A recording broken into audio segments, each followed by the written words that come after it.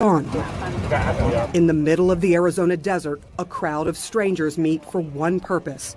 You guys coming out here to help me out, I really appreciate that from the bottom of my heart. To help another stranger, a father desperately searching for his 24-year-old son, Daniel Robinson. Since he was a child, he liked to challenge everything. He was born with a challenge. And I wanted to introduce him to prosthetics because he's born one hand. We quickly learned that that's something that Daniel didn't want. He let nothing stop him. He decided to be a geologist once he got into freshman year in college.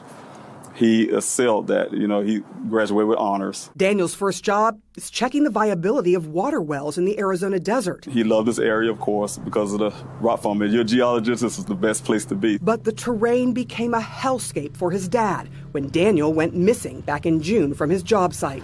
And what number search is this? This is search number 14.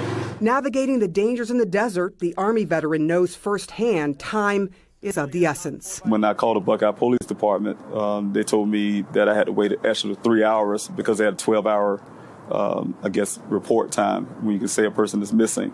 Then I called them back and put in a missing person report. I got very worried. That's when I got very worried. I asked the Buckeye Police Department to go out and search that area. The officer told me that they were going to send a vehicle out there, a helicopter out to search for him. I was relieved. And then he called back an hour later and said, no, it was a no-go. I'm his dad, and he's my son. I've lost all sense of reality. At that moment, I said, you know what? They're not going to look for my son. I'm going to have to do it myself. Before he arrived, police did decide to search on foot and with helicopters. This is the last place your son was seen? The last place. What do you think happened, David? I think a lot happened here. I'm very suspicious. But he doesn't know what. A month in, there's a break in the case, and police call Robinson. I got afraid, actually, that it's going to be some bad news. He said, no, we just found his vehicle. Some ranchers found it, and then at that point, we conducted our investigation and additional searches. What was the condition of the car? If it had rolled over, it sounds like it was pretty bad. Yeah, the car was on its side. The sunroof was kicked out at that point, so he might have exited through the sunroof. His wrecked car in a ravine, both airbags deployed, Daniel's cell phone, clothes he was wearing that day, and a case of water all found at the crash site. But not Daniel. People don't just disappear into thin air. True. Does that sort of feel like what's happened here? Yes. Yeah, it's very, very challenging case. No matter how much the family asks for this to be a criminal investigation, can you make that happen? We can't make up evidence. Absolutely suspicious circumstances related to the case. Frustrated and heartbroken, Robinson hired a private investigator. Where are we going? Down here is where the vehicle was recovered from. Is that the glass from the car? Yes. When you looked at this accident, what are the discrepancies that you noticed right away? I believe it was in more than one collision. What does the data from the black box of the car tell you? That there was 11 additional miles on the vehicle since the airbags came out. What does that tell you? That tells me it was crashed somewhere else. Does that sound suspicious? What explains that? Well, we had the national expert that came in and provided us his findings, and then they ended up speaking to an expert at Jeep, and the expert says, yes, sometimes that happens, and it's not unusual. But the data also shows someone tried to start the car 46 times after the crash. That's something we can't explain. It begs the question, again, the family is saying it's criminal. It's got to be a reason danger. Do something. Right. No, I agree. But we need information. We need evidence. He's got a lot of theories. His words, I think, were, I don't think they cared. What do you say to that? Couldn't be furthest from the truth. Losing hope, Robinson began pleading for media coverage. It literally took 3 months. While Robinson searched for his son, the country became riveted by media coverage of another missing persons case, the case of Gabby Petito. In my situation, people think I love our children less or something, or they're less important. In 2020, more than 543,000 missing persons records were filed. More than 480,000 were cleared. And 40% of the missing are people of color. There are a lot of Gabby Petitos and Natalie Holloways in the Black and brown community. That's why former police officer Derica Wilson co-founded Black and Missing Inc. and says too often their cases go untold. Eventually, local stations did stories and citizens began helping search. Did you know Daniel? No, I just wanted to help. You're just helping out a stranger on a Saturday. Yeah. Why? You know what? I can't imagine what that man's going through. As the search for Daniel goes into its 5th month, another family is in the midst of a terrible mystery for a 5th year. The family of Nikki and Ariana Fitz. Ariana is very energetic, very happy. 2-year-old Ariana went missing under the most suspicious of circumstances in the San Francisco Bay Area in 2016. Her mother, Nikki Fitz, was found in a shallow grave in San Francisco's McLaren Park, but Ariana was gone. It breaks my heart that Ariana's not with her mom and Ariana's not with her family, but it also breaks my heart even more is that I know that Nikki wants nothing more than Ariana to be with us, to be home. Tessa Fitz says she is convinced her niece Ariana was taken by people close to Ariana's mother. San Francisco police searched for weeks. They had some leads, but no arrests. A digitally altered photo was made of what she may look like now. And she's 8 now. I don't want to see this in a picture. I want to see her face in person. Should Ariana Fitz be a household name like JonBenet Ramsey? Absolutely. Why is her case any different from Kaylee Anthony? I can tell you, the color of their skin is the only difference. For 5 desperate years, the family has continued searching using flyers, social media, and Black and Missing Inc. Do you think it has anything to do with color? I try not to put myself in the mindset of the race issue with her media coverage. All I want is for there to be the media coverage for her. I think she deserves that. The Fitz and the Robinsons want only one thing, with hugging their missing children once again. Do you think that Ariana is still alive? I do believe that Ariana is still alive, and it would mean everything to me to know where she is and to find her. I wait for that day every single day. I believe that day will come. How long will you search? Till I find my son. I have to. I mean, he's my responsibility. Sarah Seidner, CNN, Buckeye, Arizona.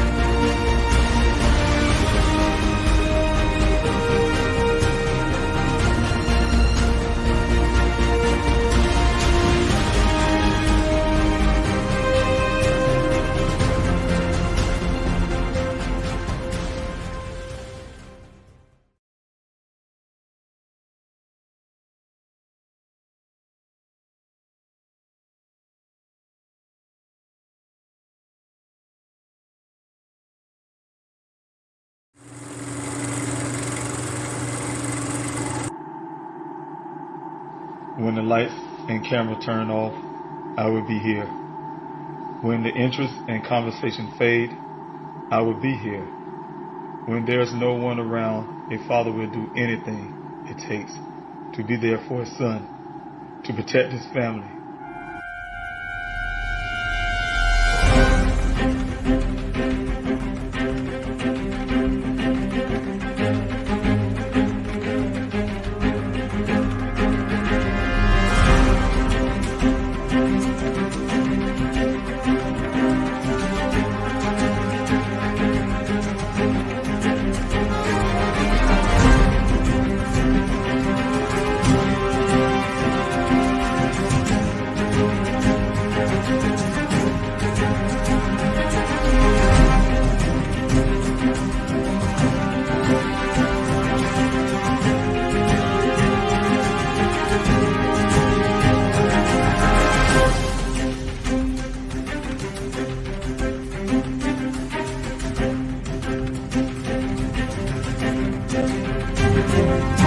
Daniel Robinson went missing 4 months ago. This is the last photo his family has of him.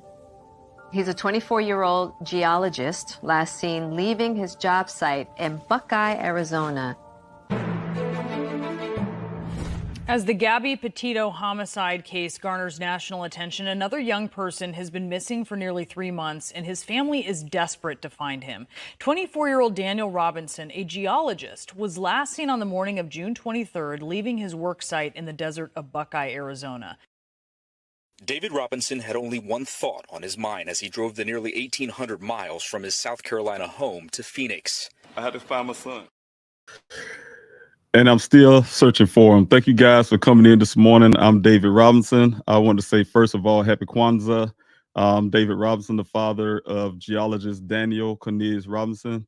My son Daniel, a graduate of the College of Charleston in Charleston, South Carolina, decided to go out to Arizona to expand his career, his horizons in the field of geology. Like I say, he graduated from the college with honors, and just very happy that my son have went out to his career and do the things that he really wanted to do. However, once he got to Arizona, as you guys know, he landed his first job with a company called Matrix New World, also called Matrix Southwest Groundwater. With that job, they hired him on as a field geologist. Also, they call it a hydrogeologist. His job is to go out to various well sites throughout Arizona to make sure to check the viability of those wells. Of course, hiring geologists, that company check those wells to make sure they're producing at least 100 years of water. That's something that's required by law in Arizona, and also to check those wells to make sure the water is drinkable. If I want to come off, first of all, I see technical difficulties even just starting off at the beginning of this Q&A. So you guys who may be having some slowdown in my feedback, I apologize that I did try a different network. I went with a different internet system, and it seemed like it got even worse than better. But what I want to tell you guys, thank you guys for coming in and being a part of the Q&A. Being a part of the Q&A. There's a few things I wanted to do today to start off is to, as you guys know, I usually start off by giving you more of the background of my son's story. Those who probably new to this channel, you can find a lot of that on pleasehelpfinddaniel.com. Also, you can hear some information from the moderators. We have moderators of So Fresh Smells. You'll see it there. Sophia, Tatia, as well as Barry, and also Shauna. I see them in the chat. So you guys can get information there within the chats as you're going down. If you're on the YouTube side of things, those who may be on the Facebook, Instagram, Twitter, that's actually watching from those platforms, you may be able to ask some questions in the Q&A about Daniel's case. I would not be going through the full details, the storyline like I usually do, but I want to be able to answer some of those questions because there's some things I want to get into today that I want to talk about and try to get through that so I can get to your questions. First of all, I want to say, again, thank you guys for coming in. Thank everybody in the comment section who's been coming in to be supporting, those who've been supporting from day one, coming into the Q&A, constantly supporting, giving your support and your love. I truly, truly appreciate that. Again, with this technical looks, I hope it's just on my computer.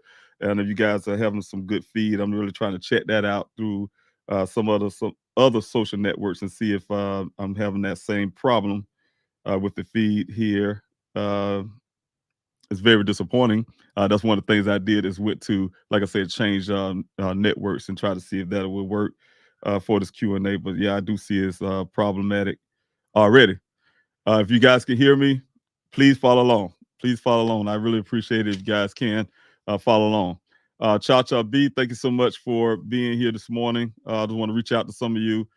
Thank you all for being here. Tracy, for being here this morning off the YouTube side as well. Alcy, thank you so much for being here.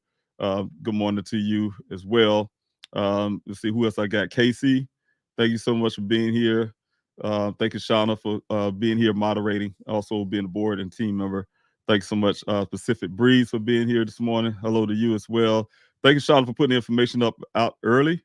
You guys, there's some of the information, like I said, that will be put in the chats for you guys to follow. I think she was answering some stuff for Cha B. Thank you for putting that up there, Shauna. I really appreciate that. Thank you, Tatia, for putting information. You guys like, share, subscribe to this channel. If you're new to this channel, if you could do that really quickly before you leave, that would help with this channel to grow. I'm trying to get Daniel's story out as far as I can. And when you guys like, share, and make a comment, those things help the algorithms get this channel going out a lot farther to get his story out there. My job is to continue to get Daniel's story out there in the public eye, because I'm still looking for those persons who may know something. So definitely do that for me. Definitely do that for me. Open that door for me. Excuse me, guys. I want to try to see if I can get this network working a little bit better for me. So have my daughter to open some stuff up for me. So thank you, guys. Again, I was kind of see that pause there. I don't like that. I don't like the freeze up. So I'll try to see if I can get more of a bandwidth and signal. So, but thank you again for being here. Thank you, Tatia, for putting that information out. Like I said, like, share, subscribe, you guys, if you can. Thank you, Sophia, for being here. So Fresh Smells. Thank you so much for moderating, being a team member as well, and also board member. Thank you. I really appreciate it. And I have information here that Shauna's putting up as well to keep you up to date on social media platforms. Also stay up to date through the website, pleasehelpfinddaniel.com. Yeah, we'll be putting information out more with that as well. So thank you, Shauna, for pointing that out. Anissa, thank you so much. God bless you for being here, your constant support. And I really appreciate you every time. Like I told you in the Zoom meeting, that, I really appreciate you and your husbands, what y'all been doing. I really, God bless you for your love, your constant love and support. Thank you guys, everybody, for your constant love, support. I really appreciate that. Thanks so much for being here this morning. Then Ruthie, thank you so much again. T and Wildflowers, thank you for being a constant support of the channel. I really appreciate you. God bless you, and you constantly being here, and no matter what, you've been here, and I really appreciate that. Thank you so much. One thing I want to point out, you guys, thank everybody who's coming. One thing I want to point out, I want to talk about a couple things really quick here before I get to any kind of questions. If anybody start the questions there. There's one thing I want to point out again. Every time I get some people to come to me and they say, "Hey, Mr. Robinson, I seen the Discovery ID." I've run into people in the street and they say, "Hey, look, I get little emails and text messages or whatever, saying they saw the ID. I think they kind of ran it again over the weekend or during the Christmas break." And it always still offends me, you guys. It still offends me. Not the whole thing with the Discovery ID. What I'm saying is the some of the contents and some of the narratives that was put there that's not true.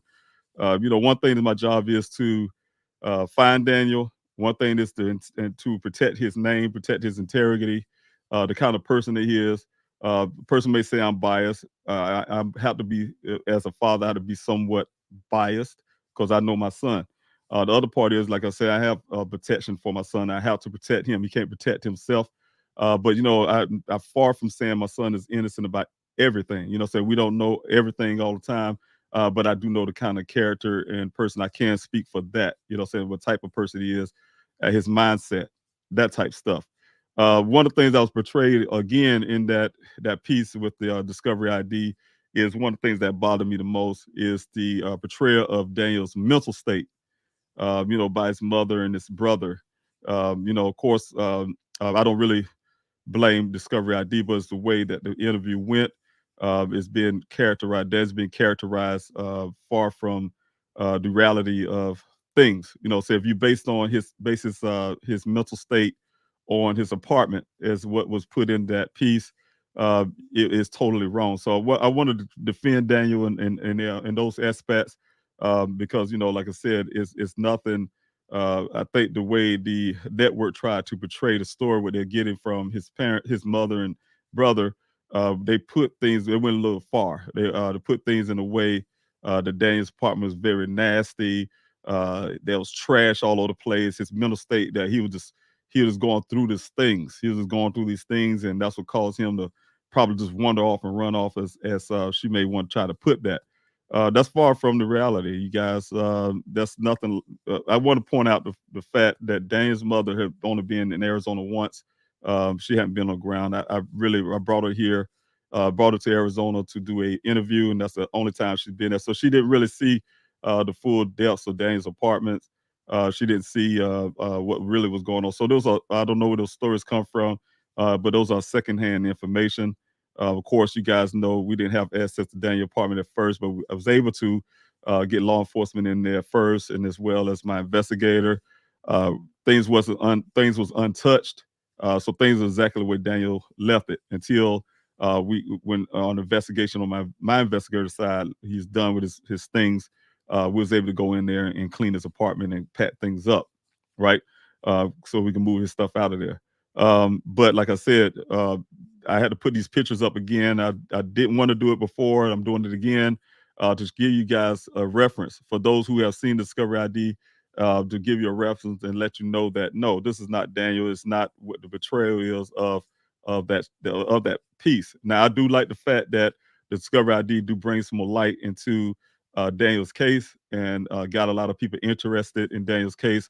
I really appreciate that, but I want to make sure, like I said, I defend that. There's some other things in that piece as well that's not accurate. I just kind of leave those things alone and let those things speak for itself. But definitely, I just have to protect Daniel betrayal of the way he keep himself, his apartment, and things like that. His body, that type thing. Because sometimes people can infer that he just a nasty person or something like that, and that's far from who Daniel is. So here I am again. I'm gonna put some of these things up, like I said, reluctantly, but we'll be putting these up to give you guys an idea of exactly what was found in Dan's apartment. If I can get it going up, you guys, I had to put the stuff together before I started Q&A, and like I said, I'm having a lot of freeze ups right now already. Having some difficulties, so I will be checking into that once I get out the Q&A. I'm a little uptight, saying because it was bad, but it wasn't this bad before I changed things. But here I go. I want to share a screen with you guys and just kind of take y'all through the pictures and let y'all see those things first. And so let me see if I can get that going. And you can see those things first. And I'm sharing this, like I said, again, just to kind of point out the facts about Daniel's apartment. All right. First thing we're starting off here, and I'm going to put this on a bigger screen so you can see. The first thing that we're starting off here is his entertainment. So, okay, this is just a little area in his living room. You want to call this messy because he got a little box under there. He's a young man.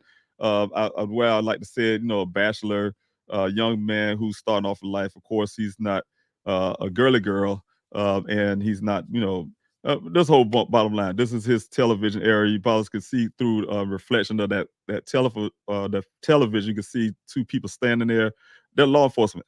That's Detective Biffin, as well as one of his assistants, other officer there. They went inside. Like I said, they was able to take pictures, exactly where the apartment is, untouched, and but they couldn't touch anything themselves. Of course, the landlord was there to make sure they didn't touch anything as well, because they didn't have a warrant or a thing like that to go in. That was under our request. It was on my request. We tried to get all of us to go in, but the landlord definitely didn't want me in there, the family, in his apartment at all. but they were willing to let law enforcement in, but the stipulation was they couldn't touch anything. All right. Next picture. Let's see if I can get it going here. Next picture would be the other angle.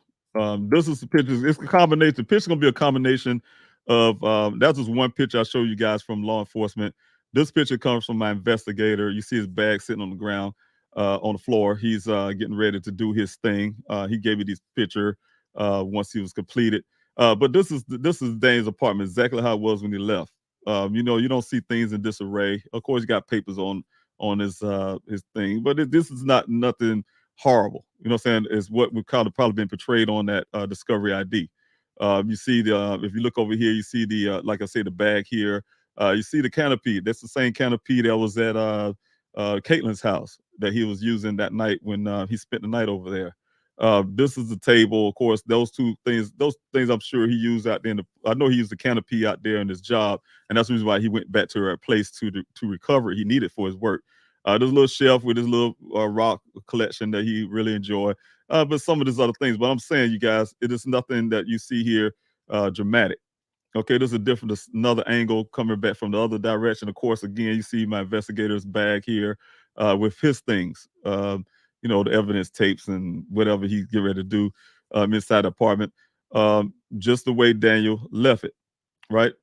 This is cases of water, 2 of them missing. You know where those cases of water are. They're inside the vehicle. That's the cases he took with him when he left his apartment that morning. All right.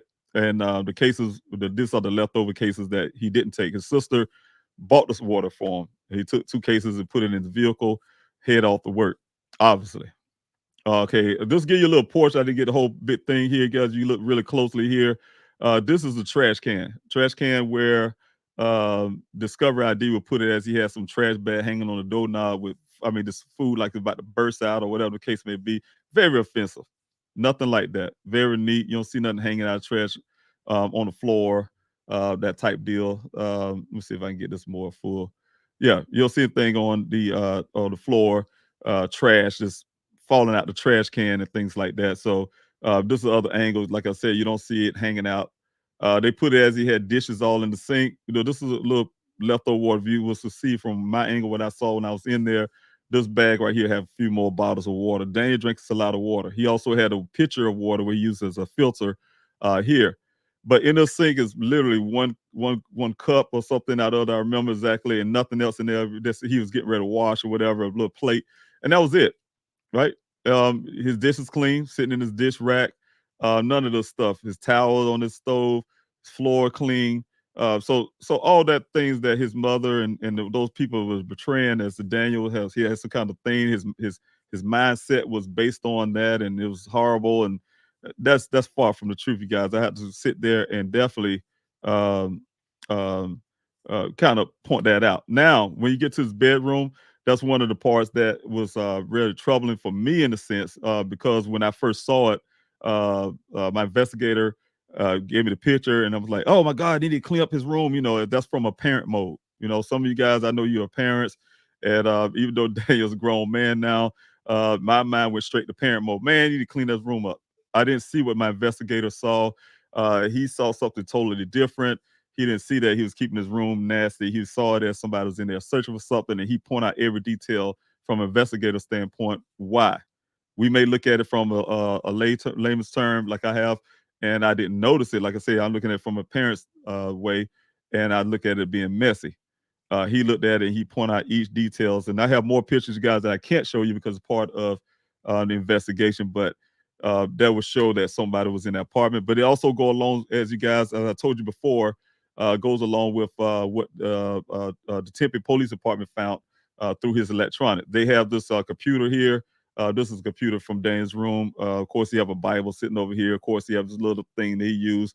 But this is definitely he got one side for gaming and one side for his like he'd like to do on his computer, right? But the thing is, I'm saying is from the computer was tampered with when Daniel went missing. So we have put those combinations together. What my investigator found, as well as somebody's looking in the computer. They're looking into that now. Those things are indicating that somebody was looking for something, right? Okay, going here. Of course, you look in his bathroom. Of course, not too messy shower area with everything, but this part here, yeah, some things here. But I do see at the what we're taking, he was in the process of actually cleaning because of his broom and some other things you guys can see. Okay, I'm gonna go back, going too far. His broom here is his vacuum cleaner. My investigator pointed out some things the way that room is. Everything's pulled like he was cleaning up at the same time. Somebody else is pulling some things out. And the next picture you can see is really messy. But it was thrown all over the floor. To make a long story short, a lot of things were thrown all over the floor. It came from different places, and it was thrown on the floor as if somebody was really looking for something. This right here was moved to the side. This drawer was still left out. This was actually broken and pushed to the side like someone was looking. But some pictures, like I said, you guys, I can't show you guys, and that would indicate more. Somebody was looking for something inside the basket as well. They was digging this part and pulling the clothes back this way. So from an investigative standpoint, he was showing me how somebody was looking for something. However, we can't say it wasn't Daniel. We can't say it was somebody else, but somebody was looking for something. And the other part is because of the vacuum cleaner. He literally just got through vacuuming because they see the debris and stuff that he's pulling up when he was vacuuming his floor. So it's kind of crazy to say, hey, somebody vacuum floor, but at the same time, vacuum over clothes and everything else that was on floor. No, he was pre-vacuuming, and then all the things was thrown after the vacuuming. So those are the things that we was looking at from that. I just wanted to point that out, you guys. I hope you guys can see that. I don't know if it came out clearly on the side that you are. Like I said, I'm having some technical issues with slowness and all of that on this pre-plant Q&A that I did. Like I said, I went ahead and went through it and made sure everything's working right. I see my screen like it's freezing up again. I'm really gonna be saying something after I get off of here. Of course, I'm calling the internet provider and have some words about that. But thank you guys. I hope you guys got some out of that. I don't know if it came out clearly, and you guys was able to see what I was pointing at. At least I hope so. But the bottom line is, you guys, I had to put some rebuttal there to say, like I said again, thanks to Discovery ID for doing the story, keeping Daniel's story alive. That's what I'm really pushing myself. That's why I have this Q&A. But at the same time, I have to make sure that I protect Daniel's name, protect who he is as a guy. He's a brilliant scientist. My son is a very, very intelligent young man. He don't have so much as a speeding ticket. He's a contributor to society. Like I said, he's my son. Also, so of course, like I'm saying, you guys, I want to make sure that. Thank you so much, Ruthie. I'm really glad you said that. I was looking at the chats here. Thank you for putting that out. You say the pictures was clear. Thank you. I'm sure the feed though is probably problematic, but thank you. I'm glad the pictures at least was clear. One thing I'm gonna go real quick while I have the bandwidth doing a little bit here. I want to go push forward and talk about something else really quick. I'm just gonna throw out these pictures first, and then I'm gonna go to something else, you guys. The video. I just want to put this live stream video, this video up again, guys, and you guys probably who've been here already know exactly what this is. This is the well where, in my investigation, I was led for months. I was leading searches with hundreds of volunteers, going out to hundreds of volunteers going out to help me search for Daniel. And it was a rescue mission. When I first started the searches, all that was a rescue mission. And I was on that rescue thing. Now, what I want to point out here, let me see if I can get this looking a lot better. What I want to point out here is, there we go, this is the well that Daniel went missing from. From my investigation, like I said, it led me to believe that the well was a different well. It wasn't the one that it was a different one that was a lot smaller but less deeper. But I was led to believe that the well that is taking me led to believe that was the well that Daniel went missing from. But like I said, in my investigation, just taking the testimonies and putting all the common sense together and on the evidence and stuff like that, this is the well that Daniel went missing from.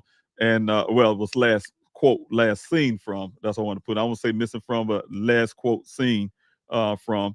And this well has problems, you guys.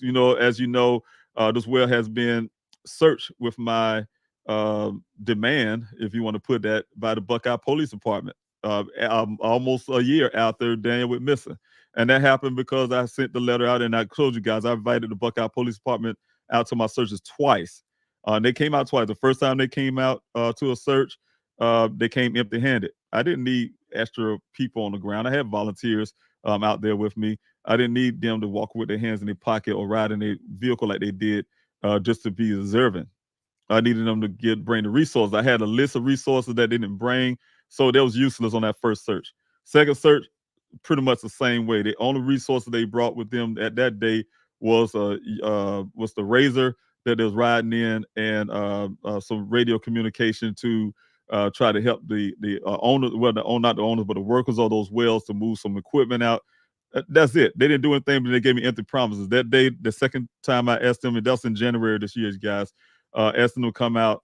Like I said, they came out partially empty-handed, mostly empty-handed. They didn't do anything out there with me. Didn't know those kind of support. Didn't have any drones or anything else that, like I said, that I needed. But they did promise me they was gonna come back with those things, which it took them a while, but they ended up coming that week. We came out. I went out there with myself and my team member, a couple guys. I'm gonna pause this video right here for a second. I want to say something about it. But they came out in the weekday. I met them out on a weekday. They said, "Hey, we're gonna bring some cameras." They got some guys from Maricopa County posse is what they call themselves. A couple old guys in the pickup truck. They had a makeshift camera. They had and I said you guys this before. They had these dogs out there that I thought was, they said it was cadaver dogs, but to be honest with you, I really highly doubt it was a cadaver dog because it looked like a family pet. I don't know what cadaver dogs should be like, but I just know that most of them don't look like a white fluffy dog. I just don't know. I don't know. Maybe it is. But to this date, they have not proven those dogs were certified. I asked for those paperwork. To this date, I haven't gotten that from the Buckeye Police Department. But to go back to the well, I called them out to search these wells, as well as two mines that was found out, two vertical mines that was out there found by the volunteers, to make sure that no foul play happened with those mines. Those are vertical mines that go straight down the ground. Also, there was, like I said, these two wells that needed to be checked. The first well, they claimed that where Daniel was at, that well couldn't be checked by the Buckeye Police Department. There's some equipment sitting there. They said they was going to come back and do that one, which they have never done. And there's this one. I sat there and watched them on a weekday. They came out with those makeshift cameras, like I said, from the guys from Maricopa County posse. And they put this makeshift camera down. They can't even be submerged underwater, you guys. They got to this point right here where you see this camera pause. That's why I paused it right here. This is the water level at 164 feet down. 165 feet, actually, if I go and go ahead and play it just a little tad, where the camera actually, this is the camera that I had sent down, right? 165, 166 feet. This is the water level before, when you go down that well, this is where the water begins, right? They literally took the camera, and for some reason, when they took that camera down and showed me on their screen, for some reason they didn't show me this debris though. They just say, "Hey, we got to the water." They kind of stopped me from looking. We got to the water and nothing to see. We don't see nothing in here. We don't see nothing in this well. They stopped at the water level. The camera kind of touched the water just a tad, I guess, and they pull it back out. And the reason why I know they touched it a tad, because they was pissed off because the bottom of the camera got wet, and they thought they was going to lose their camera and it was going to start working. So they never put anything in this well, right?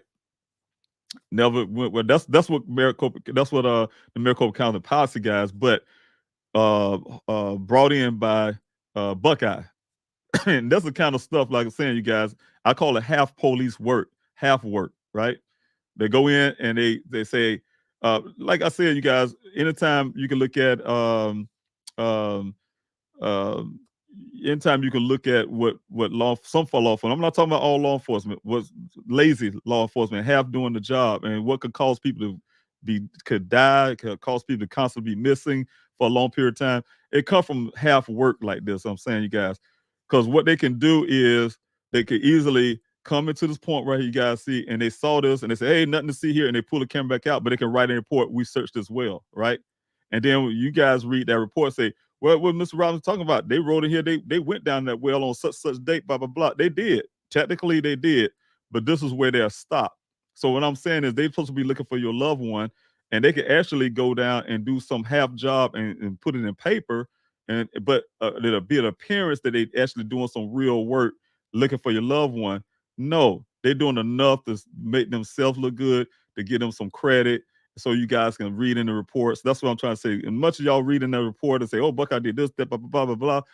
Look at the detail of the work, and then you can see the real truthfulness of that work. The work is half done. I'm not a half done kind of guy. First of all, I'm not a half done father either. It's my son. But just as a general person for myself, the kind of person I am, I'm a military guy. Also before the military, I'm just not a half person. I'm a detailed person, right?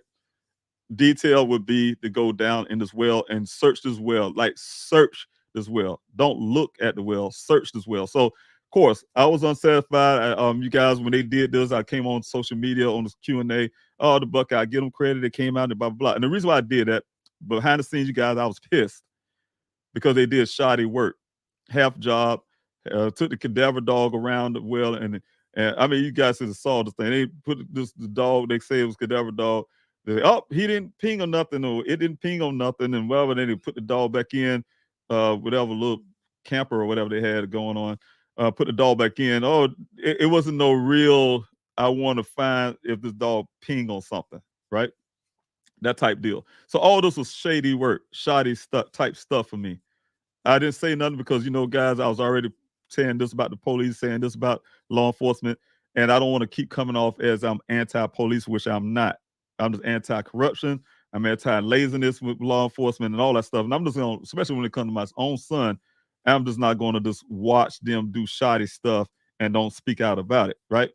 So that's the kind of stuff. My son's life is in jeopardy. My son's life is in jeopardy of shoddy work, and I want to make sure that don't happen.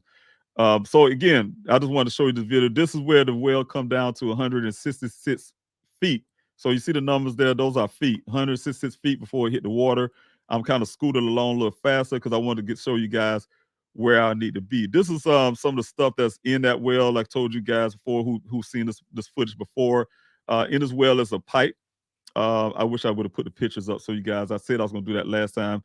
I may do it this evening. You come back this evening Q&A. I'll go back over this again. I try to put the pictures up of what's on the outside of the well, and so you can give we're gonna give you guys an idea so you can see actually what came out from outside the well on the ground, what's in this well, and then the reasons why I believe it was put down in here. But this is the camera of the guy. He's trying to get the camera to navigate around this pole. First of all, he was really shocked. He does this all the time. Well inspections to give you a background. Couldn't get the well owners didn't want me nowhere near their well anymore.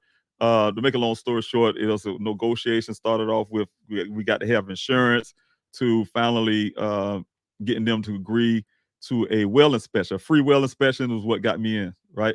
Give them a free well inspection, and they was willing to do that to be able for me to be able to do a search as well of my own, right? With a company that actually does this. But so the guy, like I said, he was really shocked to see that. He's really like, no, what is pipe in here? He does well inspections all the time. All the stuff shouldn't be in there, right? Then he told me up front, what is this? He was shocked. Knows a pipe is in there, shouldn't be there, and now he's now trying to figure out and navigate this this camera to get around that pipe or go down the center or down the side. Right now he's pulling back up because he's supposed to be going back down to go down the sides.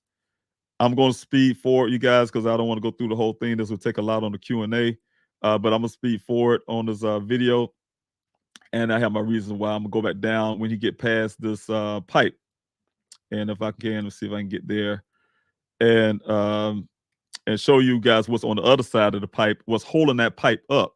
This is a long pipe. It's a long pipe, and this well is really deep, but there's something that's holding this pipe up, and I want to show you guys if I can get to the other side of that. So you guys can see that. See if I can get around it, get to that point. But he had to keep going up and down to try to get around the pipe. And eventually he couldn't get around on the sides. He had to go through the center of it just to get to the other side to keep going down to the bottom of the pipe, right? Okay, so see if we can get past it. And I want to show you. And then I'm going to explain to you once we get past and start going down. I start pointing out some little things. And I was explaining to you going backwards. So you guys, when you see me start explaining these things, I want you in your mind to keep those things in mind. So when I talk about it, you can imagine start from what you see at the bottom and then start working your way up to the top. Kind of go backwards. You can see the chain of things of time. First came this, second came this, third came the pipe, the wood structure, and then fourth came the pipe, for instance, right? And that's how it works. So now we're going back down again, and he's going to find a way to get around this pipe. But I'm going to go ahead and speed it up again, like I said. Let's see here. Hope I don't go too far. Oh, yeah, this is it right here, you guys. I want to pause right here quick.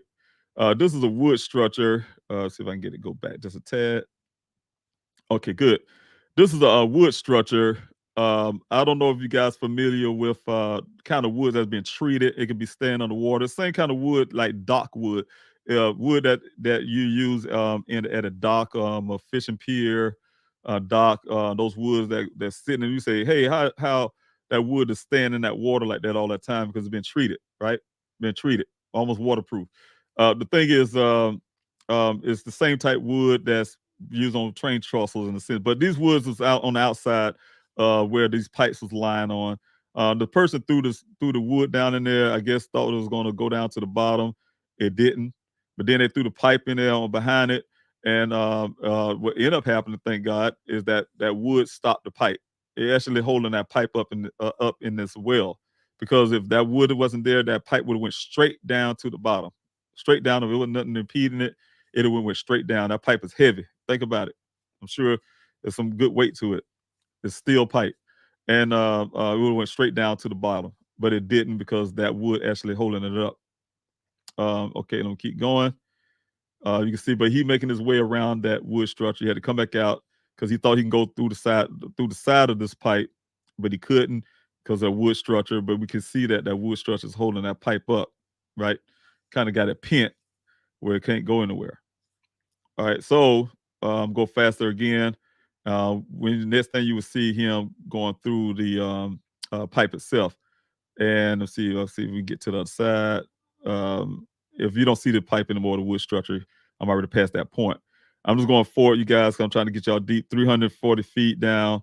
I'm trying to get you to a point where the next structure is without going through the whole thing. Of course, he had to stop a couple times because this is a well inspection. So he did things like that, stop and take his notes and take pictures for the owners of the well. You see the little grooves around the side right here. This is exactly, give y'all some information about wells. This is where the groundwater comes in at. You see the little grooves, that's where the water seeps in through those grooves and fill the well up. Right, you'll see this one, and then you'll see another one farther down. They have different levels of water, that groundwater. Some groundwater just made for irrigation, some is for drinking, some is this, that, blah, blah, blah. So it's different levels. This one goes deep all the way down, these levels. I'll try to see if I can go down without going past what I want to show you guys. That's some more grooves. That's a second groove where water come in at as well. Groundwater comes in. Also, let me see. Right here, you see it at 706 feet. I'm telling you, this well is very deep, you guys. 106 or something feet, the water level, and then you come down even farther in the water. So it's really deep down. 800 feet.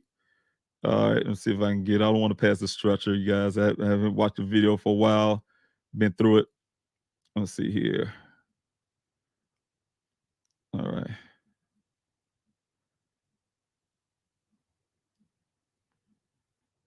Okay, now we're coming up to the point where I want to show you guys what I would do. I'm gonna pause it right here for a second.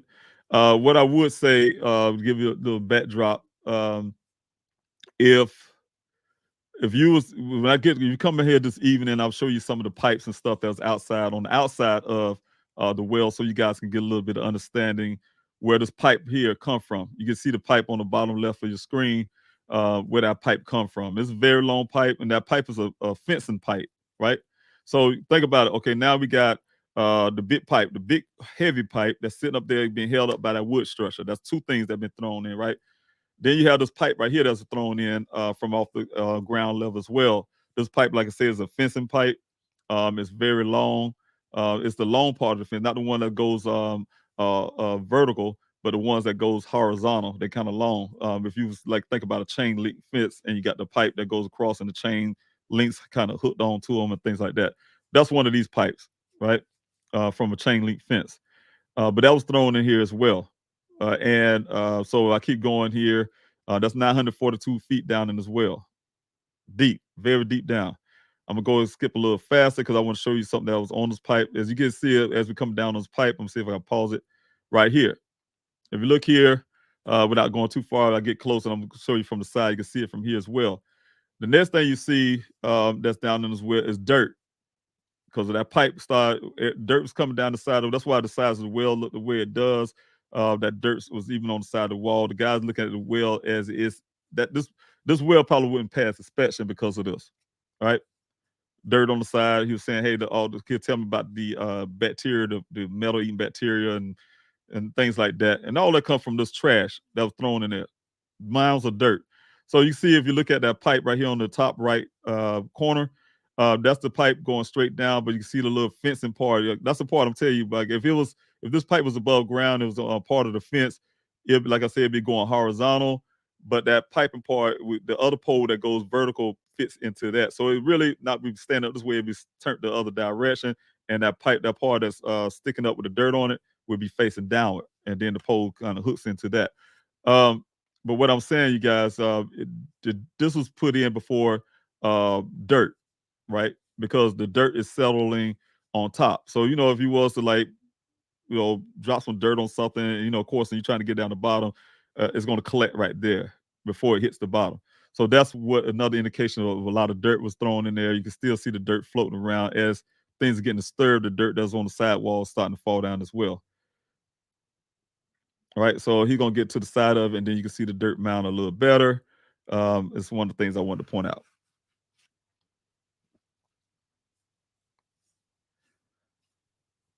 See if he can get down a little farther. Of course, he had to stop. Like I said, you guys had to stop and do his inspection. But yeah, you can see it right here coming up.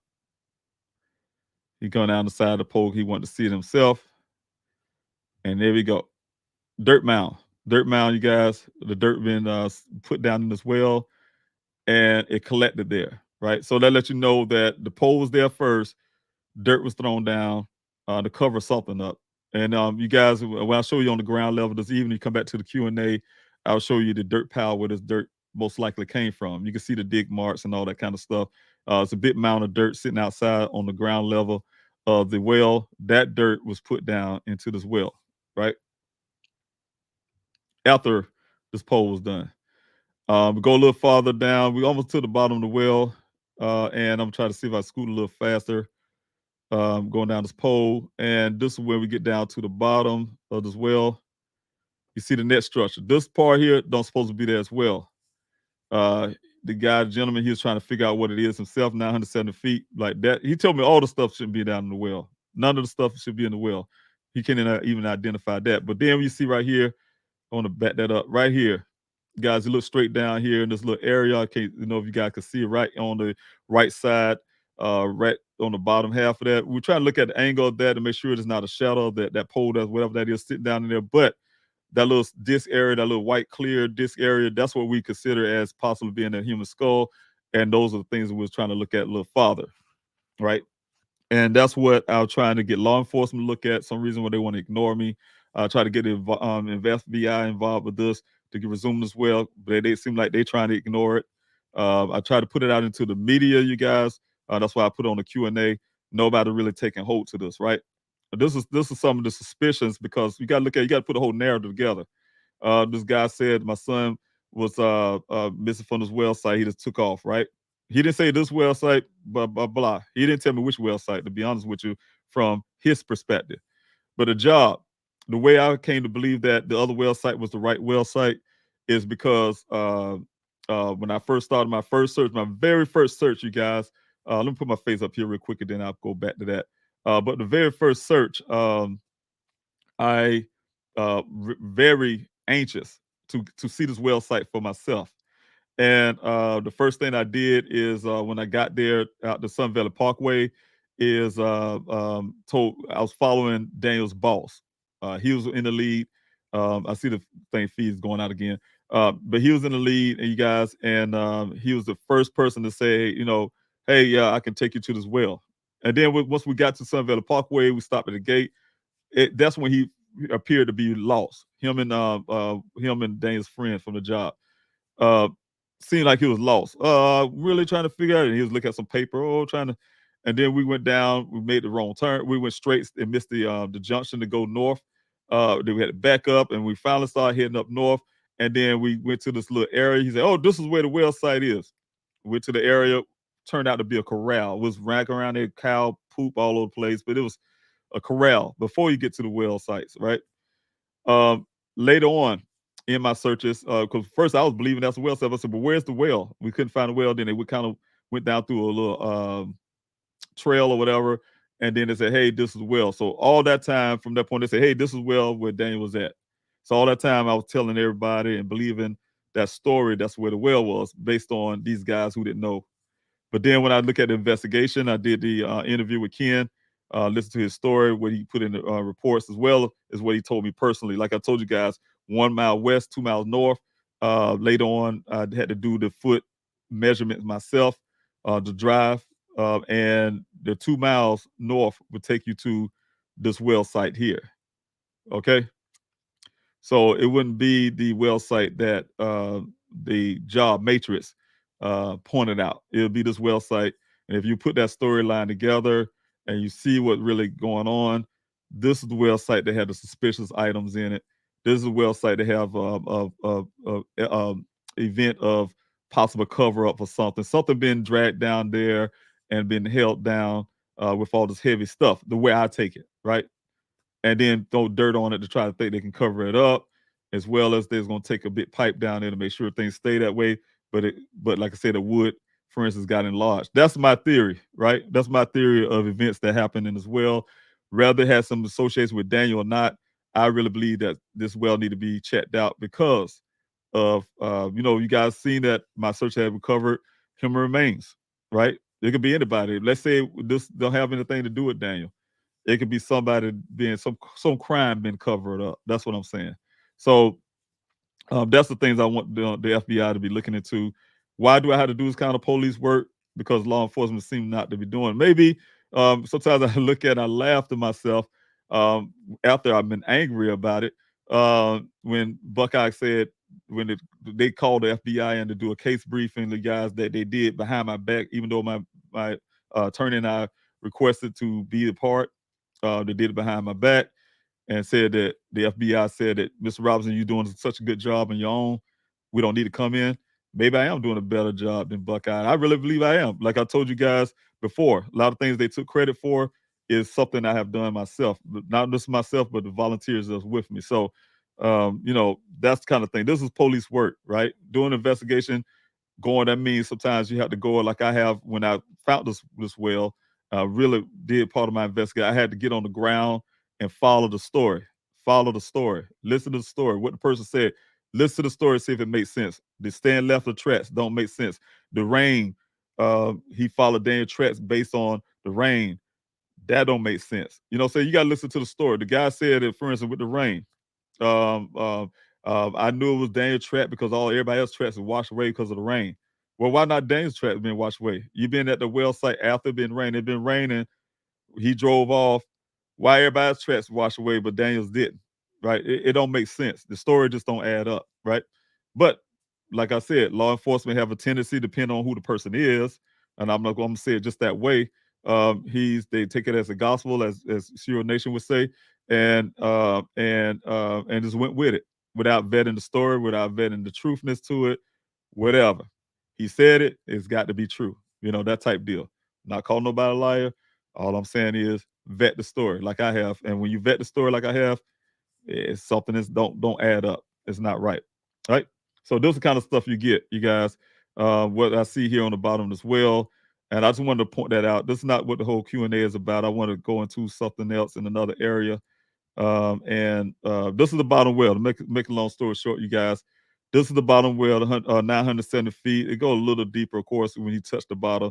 But Brett, mainly, what he's trying to do is orient the camera to try to check and see what this disc thing that we saw, see if it's indeed a skull. And then at the same time, he was digging into the dirt to see that this well, if it go farther, because his impression is this well go a lot deeper if it wasn't the dirt that been put down in here. So you can see the dirt collecting on that little pipe on your top left as well. But yeah, if this dirt wasn't mounds, the dirt wasn't there, this well will go even deeper, is what I'm saying. So you guys, I'm just gonna take this off screen right now. But yeah, that's where I'm at on that, right? That's the way I'm at on this whole issue. So I want to throw that out too. I'm just throwing out a whole bunch of information with you guys, and then I go to your questions. Let me see here. I'm gonna go ahead and remove this off.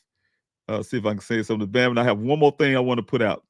I'm doing, you guys, if you can, a lot of people been asking me for call to action, right? So I have something here I put together again for the call to action. I have one thing I had to correct in there. When I get to it, you guys will see that. But if you guys can see this on the screen, I hope you can. I hope you can read this. I'm trying to look at this YouTube side and see if you guys can see it from there. But it looks pretty clear. I think you guys can read that. I can read it. If I can read it, I know you can. Now, mine's, I'm sure, a lot worse than yours. So, support. All right, call to action. Some of the call to actions I've been trying to come up with. There's a lot more things I can do here. I'll put some of those on this evening Q&A, but some of the things that came top of mind this morning, you guys, supporting my efforts. You guys have been doing that from day one. Nissa, like I said, I see you here, right here, for instance. Support. This is support, and I really appreciate it. And Nissa, I'm going to get to your question too shortly. But I really appreciate it. I just wanted to point that out. And the support. So when I put the word support there, support the efforts. There's a lot of efforts here. Like I said, I've been doing the desert searches, to the flyer distributions, to following leads, to doing the interviews, trying to get the story out platform wise, that type stuff. But one thing is to do having a public search. You guys already know that public search is on February 25th. That's what it's scheduled for, and I'm doing everything in my power and my arrangements to make sure that this search happens, right? So that's gonna be on the 25th, you guys, and I'm asking you guys if you can to get involved, right? If you are involved in like some type of group, whether there's ATV group, drone group, to you name it, some group of church group or whatever group to that can come out and support the search, please, by all means, try to encourage these people to do so, encourage these groups to do so. These nonprofits, I know you guys been reaching out. Hey, you need to call EquiSearch and some of these guys. Yeah, I have. I talked to so many guys. So many you guys during the time of my searching out there in the desert. Reach out to a lot of organizations, whether they're bike clubs to hiking clubs to you name it. And I don't. To be honest, and it sounds really horrible when I have to say this, but nobody would show up. Actually, you know what I'm saying? There's some of those things they wouldn't actually show up. But those 40 some weeks, over 45 weeks of searches, and I didn't have anybody show up. So I kind of burnt out of trying to just reach out to these nonprofits. That's why I'm really slow at it. And just disappointment on that part. Of course, I provided. We get out the Daniel Robinson Foundation launched this year coming.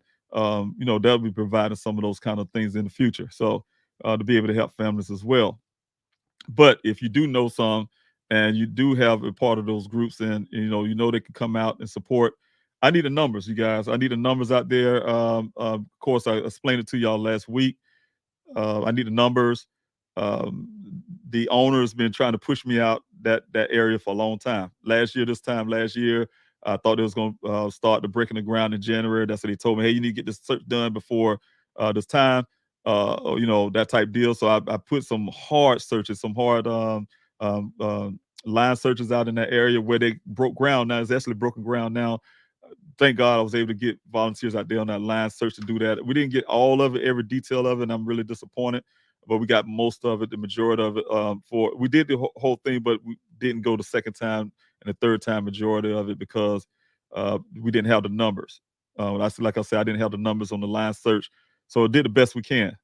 But like I said, I've been pushed out of there again.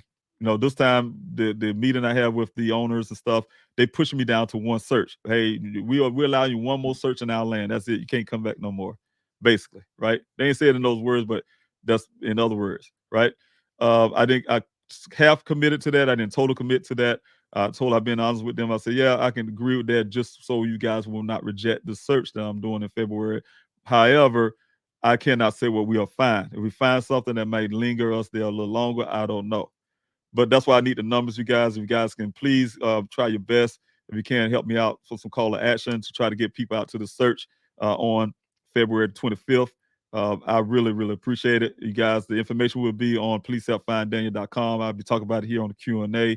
It'll be on the social media platforms, the time, date. The date, of course, you have that, the time, the locations, all that information will be provided. If you involve those groups, please contact them and try to see if you can get them to help come out. All right. Share on the social media. Share the search date. It's an urgency. Like I said, you guys can put it out in any kind of form or form that you want to, in any kind of language. But it's an urgency. Like I said, I need the numbers. There's an area that have to be searched that I haven't gotten to because of logistic-wise. My goal is the month of January to logistically, I have some guys from the Luke Air Force Base that want to go out with me as well, doing some logistics to make sure that we can get the volunteers on that side of the search that we're doing, this area that we're trying to get. But it had to be a line search. The other part is, you guys, back to the number one again, the groups. Also, if anybody have ATV type groups, I would love to have those out because we need the transportation. We need the people to be able to move people to a location, and that'll make things a whole lot easier. So if you guys know people that can help like that, please. That's one of the key things. Like I say, logistic wise, that would help tremendously to get people move to one location to the other. All right. And that's the urgency for that. So you put any platform, the urgencies of that, and prepare to attend the search. If you guys are planning to do it, it's time is to plan now.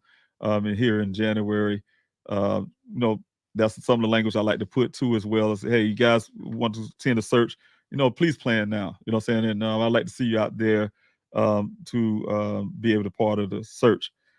Prep for the protest. You guys know as well. That's why I say I had a little typo here. I put February the 11th.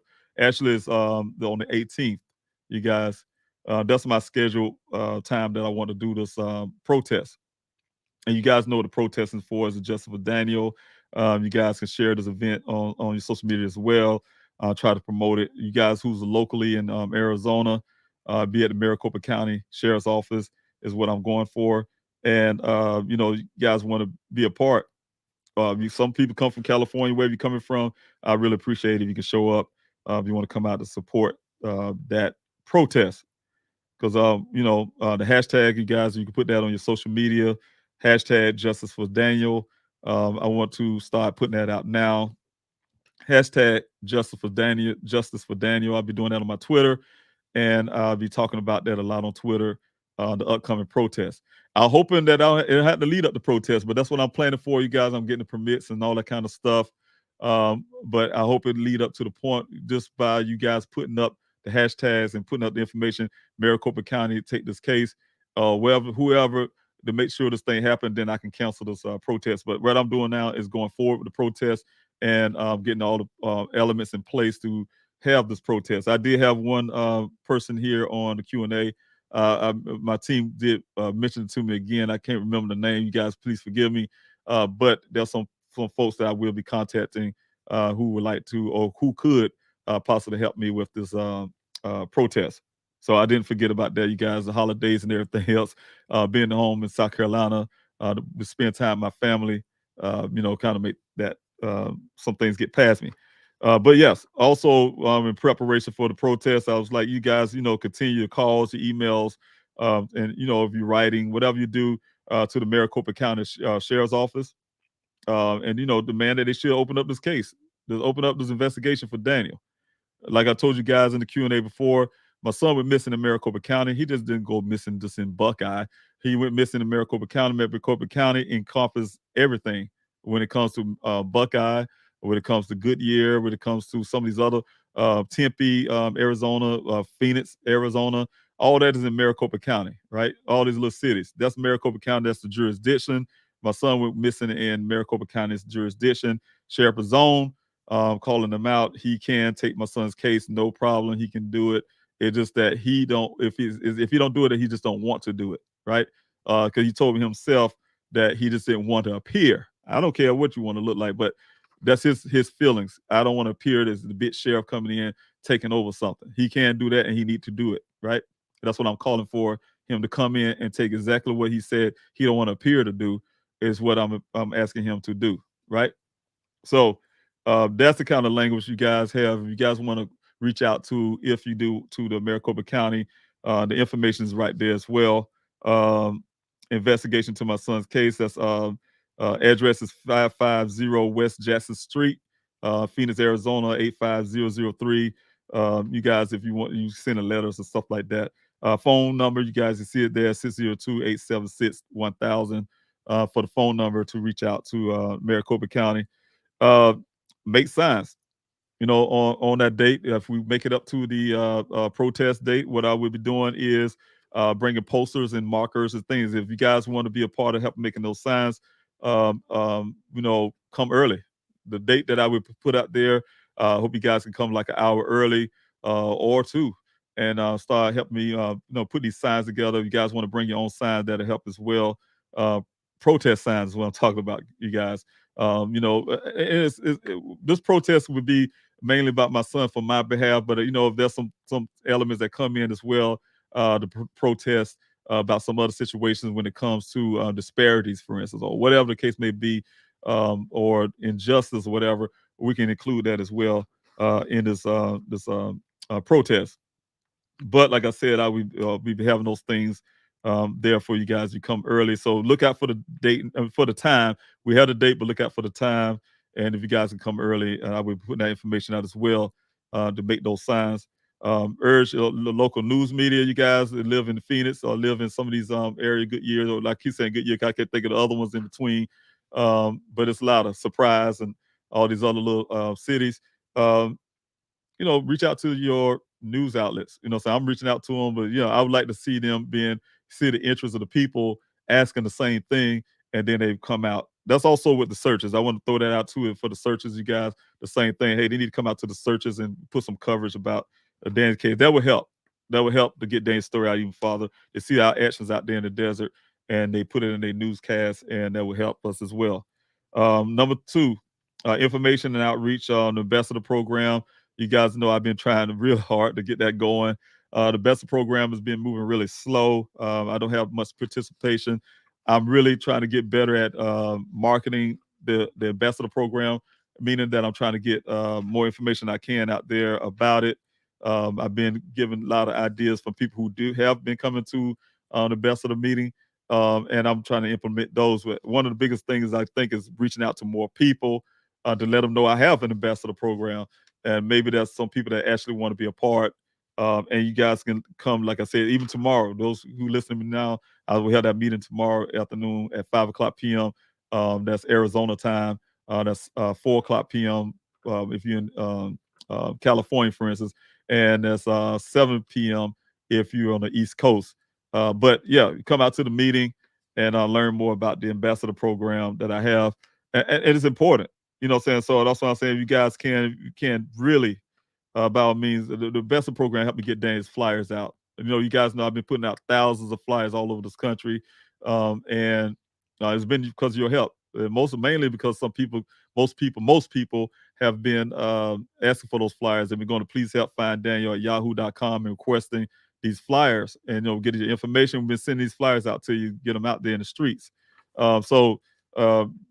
That's one outreach to get Daniel's flyers out for the Please Help Find Daniel. But the Ambassador program is not just for this Daniel as well. It's there to help other families also that will be coming looking for help through the Daniel Robinson Foundation. And that's the reason why I was reaching really hard trying to get ambassadors, you guys, because it's an ongoing thing. I can find Daniel today. Thank God, I'd be happy. He's alive and well, but I want to also help other families, right? So to continue the efforts to help other families, and it's part of the Daniel Robinson Foundation. What I've been doing is trying to build up an infrastructure, and that infrastructure would be coming through the Ambassador program. And you guys come, like I said, you come to meeting, hear more of the details on that. But again, you keep requesting those flyers. The requests for flyers do help get Daniel's story out. But at the same time, I encourage you guys, if you can't be an ambassador for various reasons, encourage others. If you can, put that on social media as well. Mr. Robinson held this ambassador program. Come to the meeting, find out details about it. If you want to get details, so put on your social media.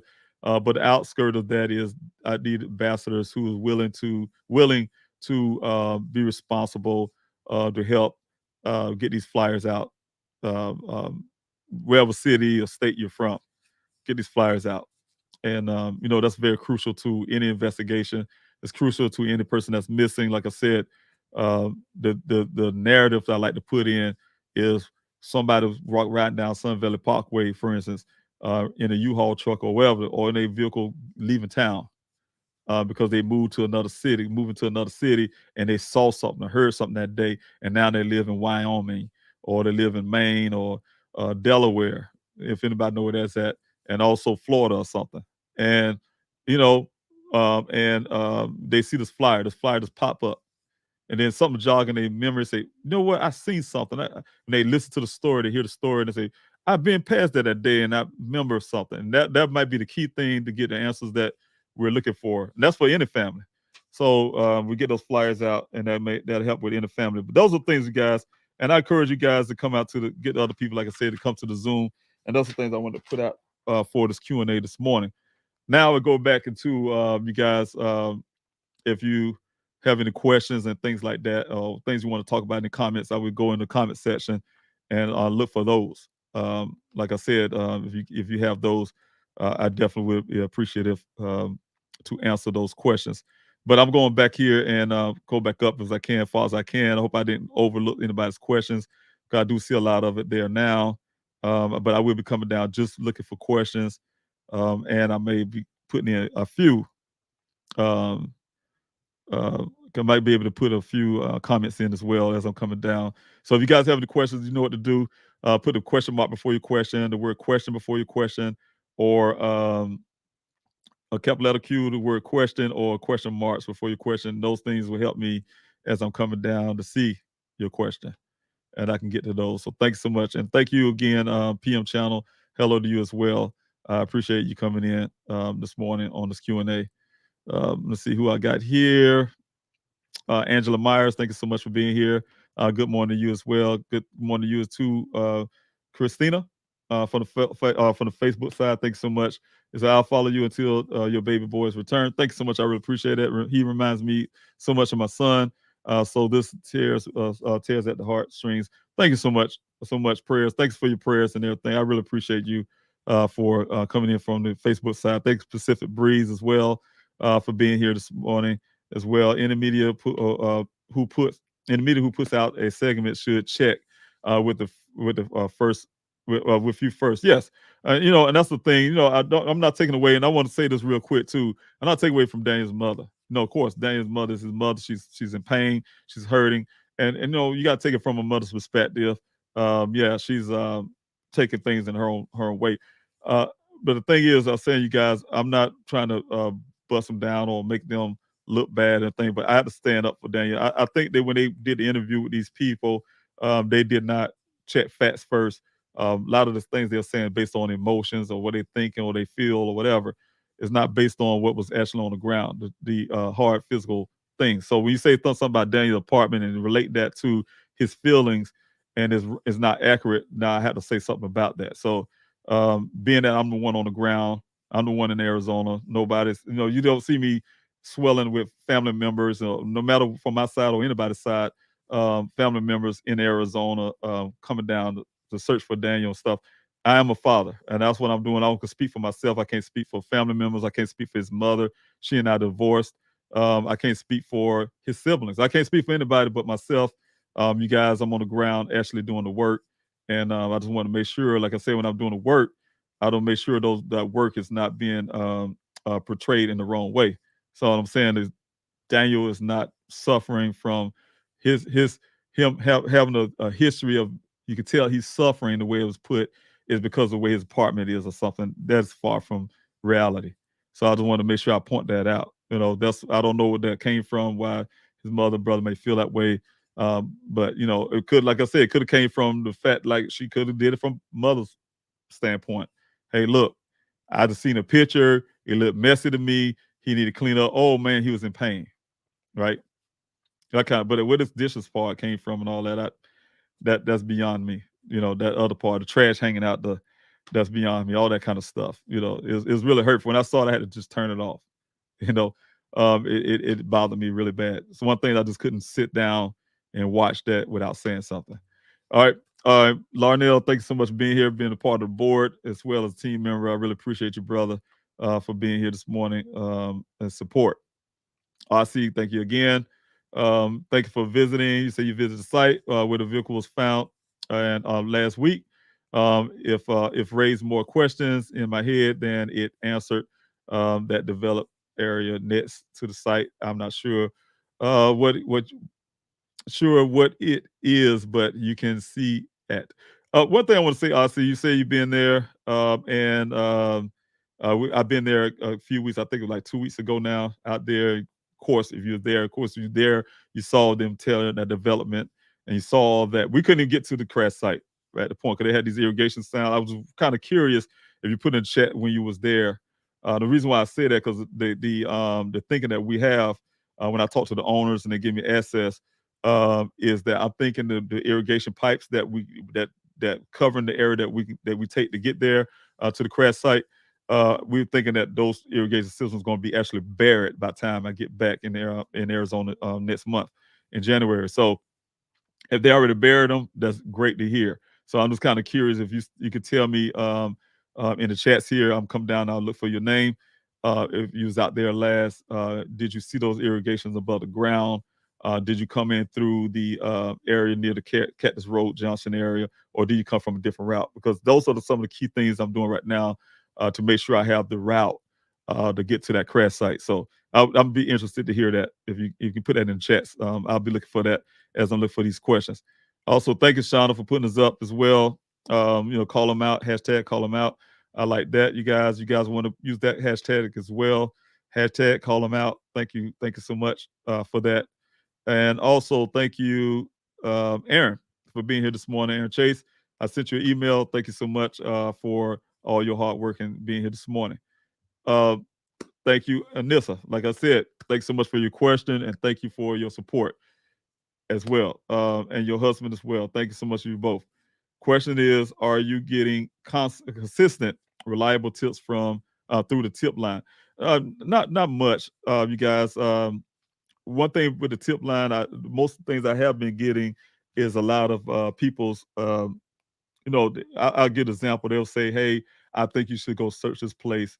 And then you ask the reasons why pretty much, because, I need direct information. I need somebody who say, what I'm looking for in the tip lines would be more of somebody saying, hey, look, I know who, where, when, why.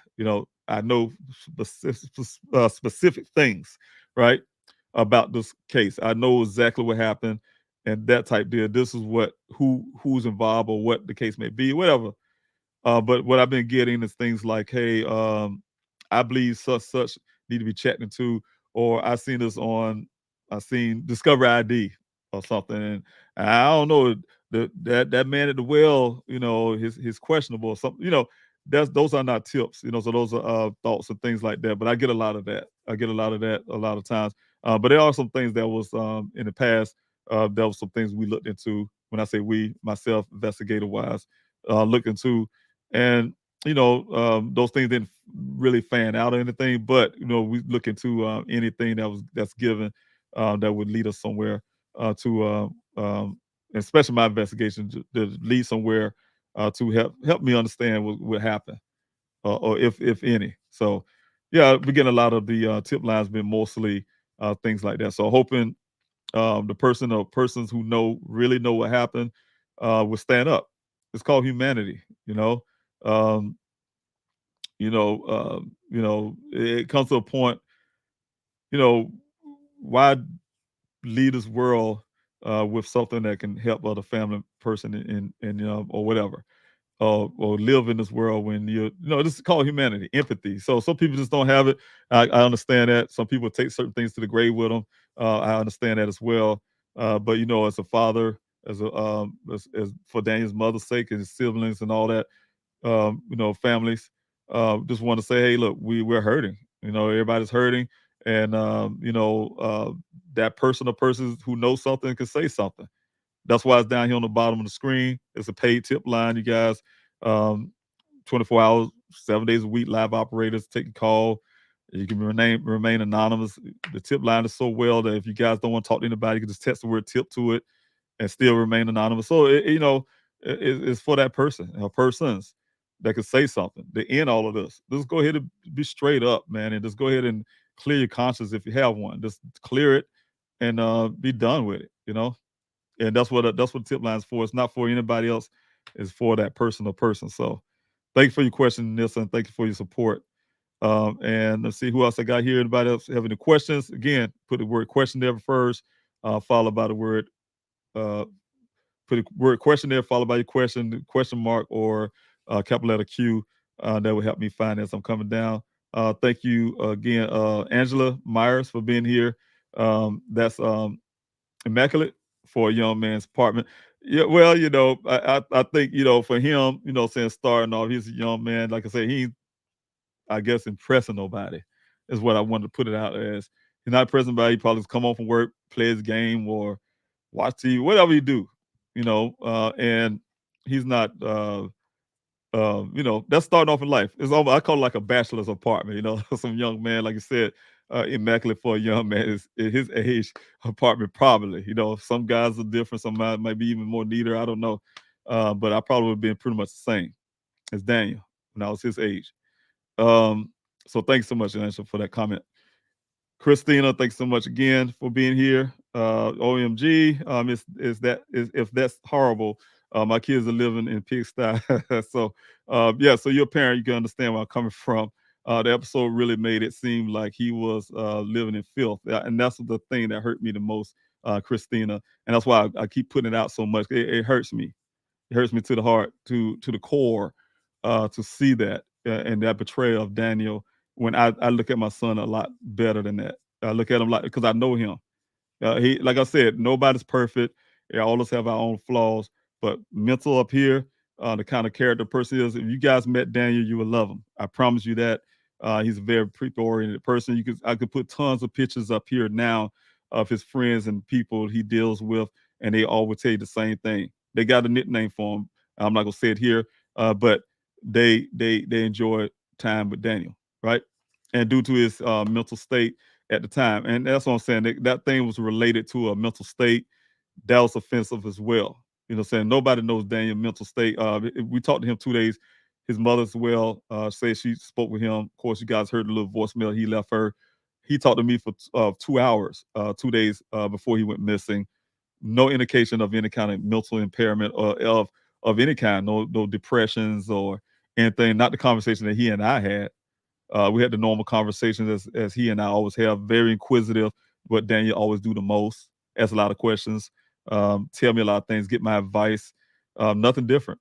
Half of the call for that first hour of it, we was talking, and then I had to get off the phone because I had some dog come up to the gate and making this racket, and I had to say, "Hey, Dan, I'm gonna call you right back." And I dealt with the dog because my dog was going off, and it was something, and got back on the phone with him and finished our conversation. No problems.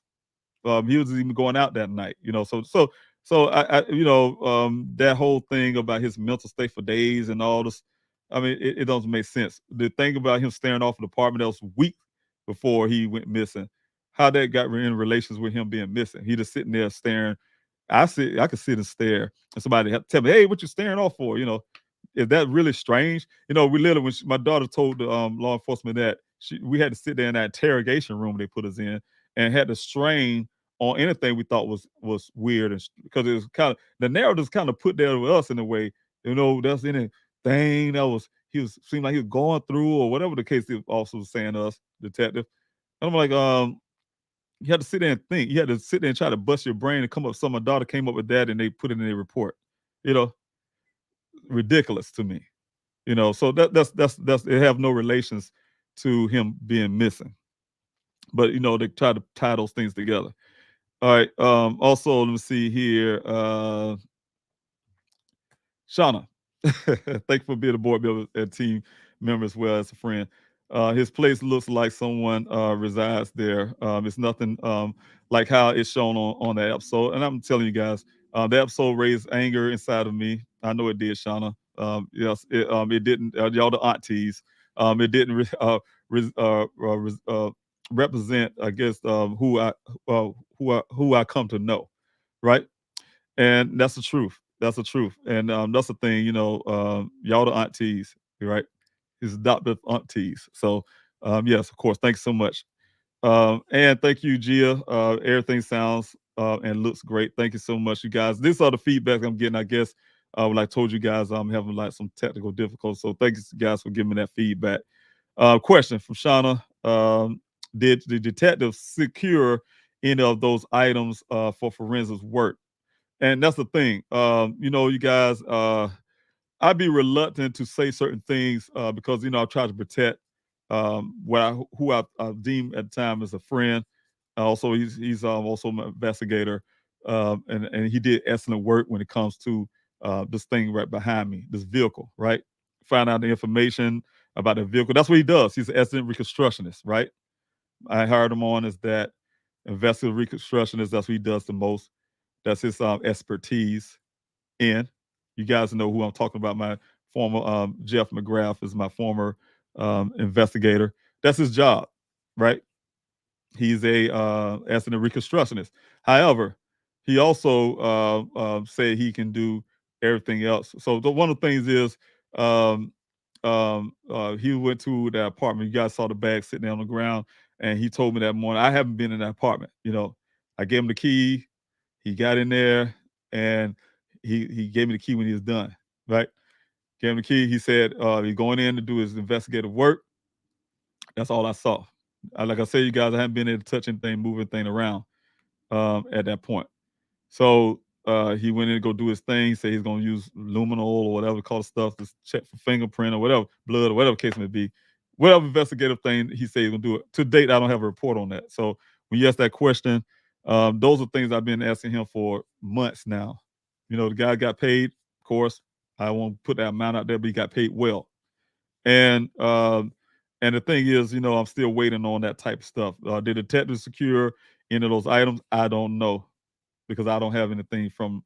The only thing I have from the apartment where he told me about what he suspect somebody was looking for something. Those are verbal conversations, right, about what he found in my son's apartment and the way he looked at when he gave me those pictures that he gave me and described those.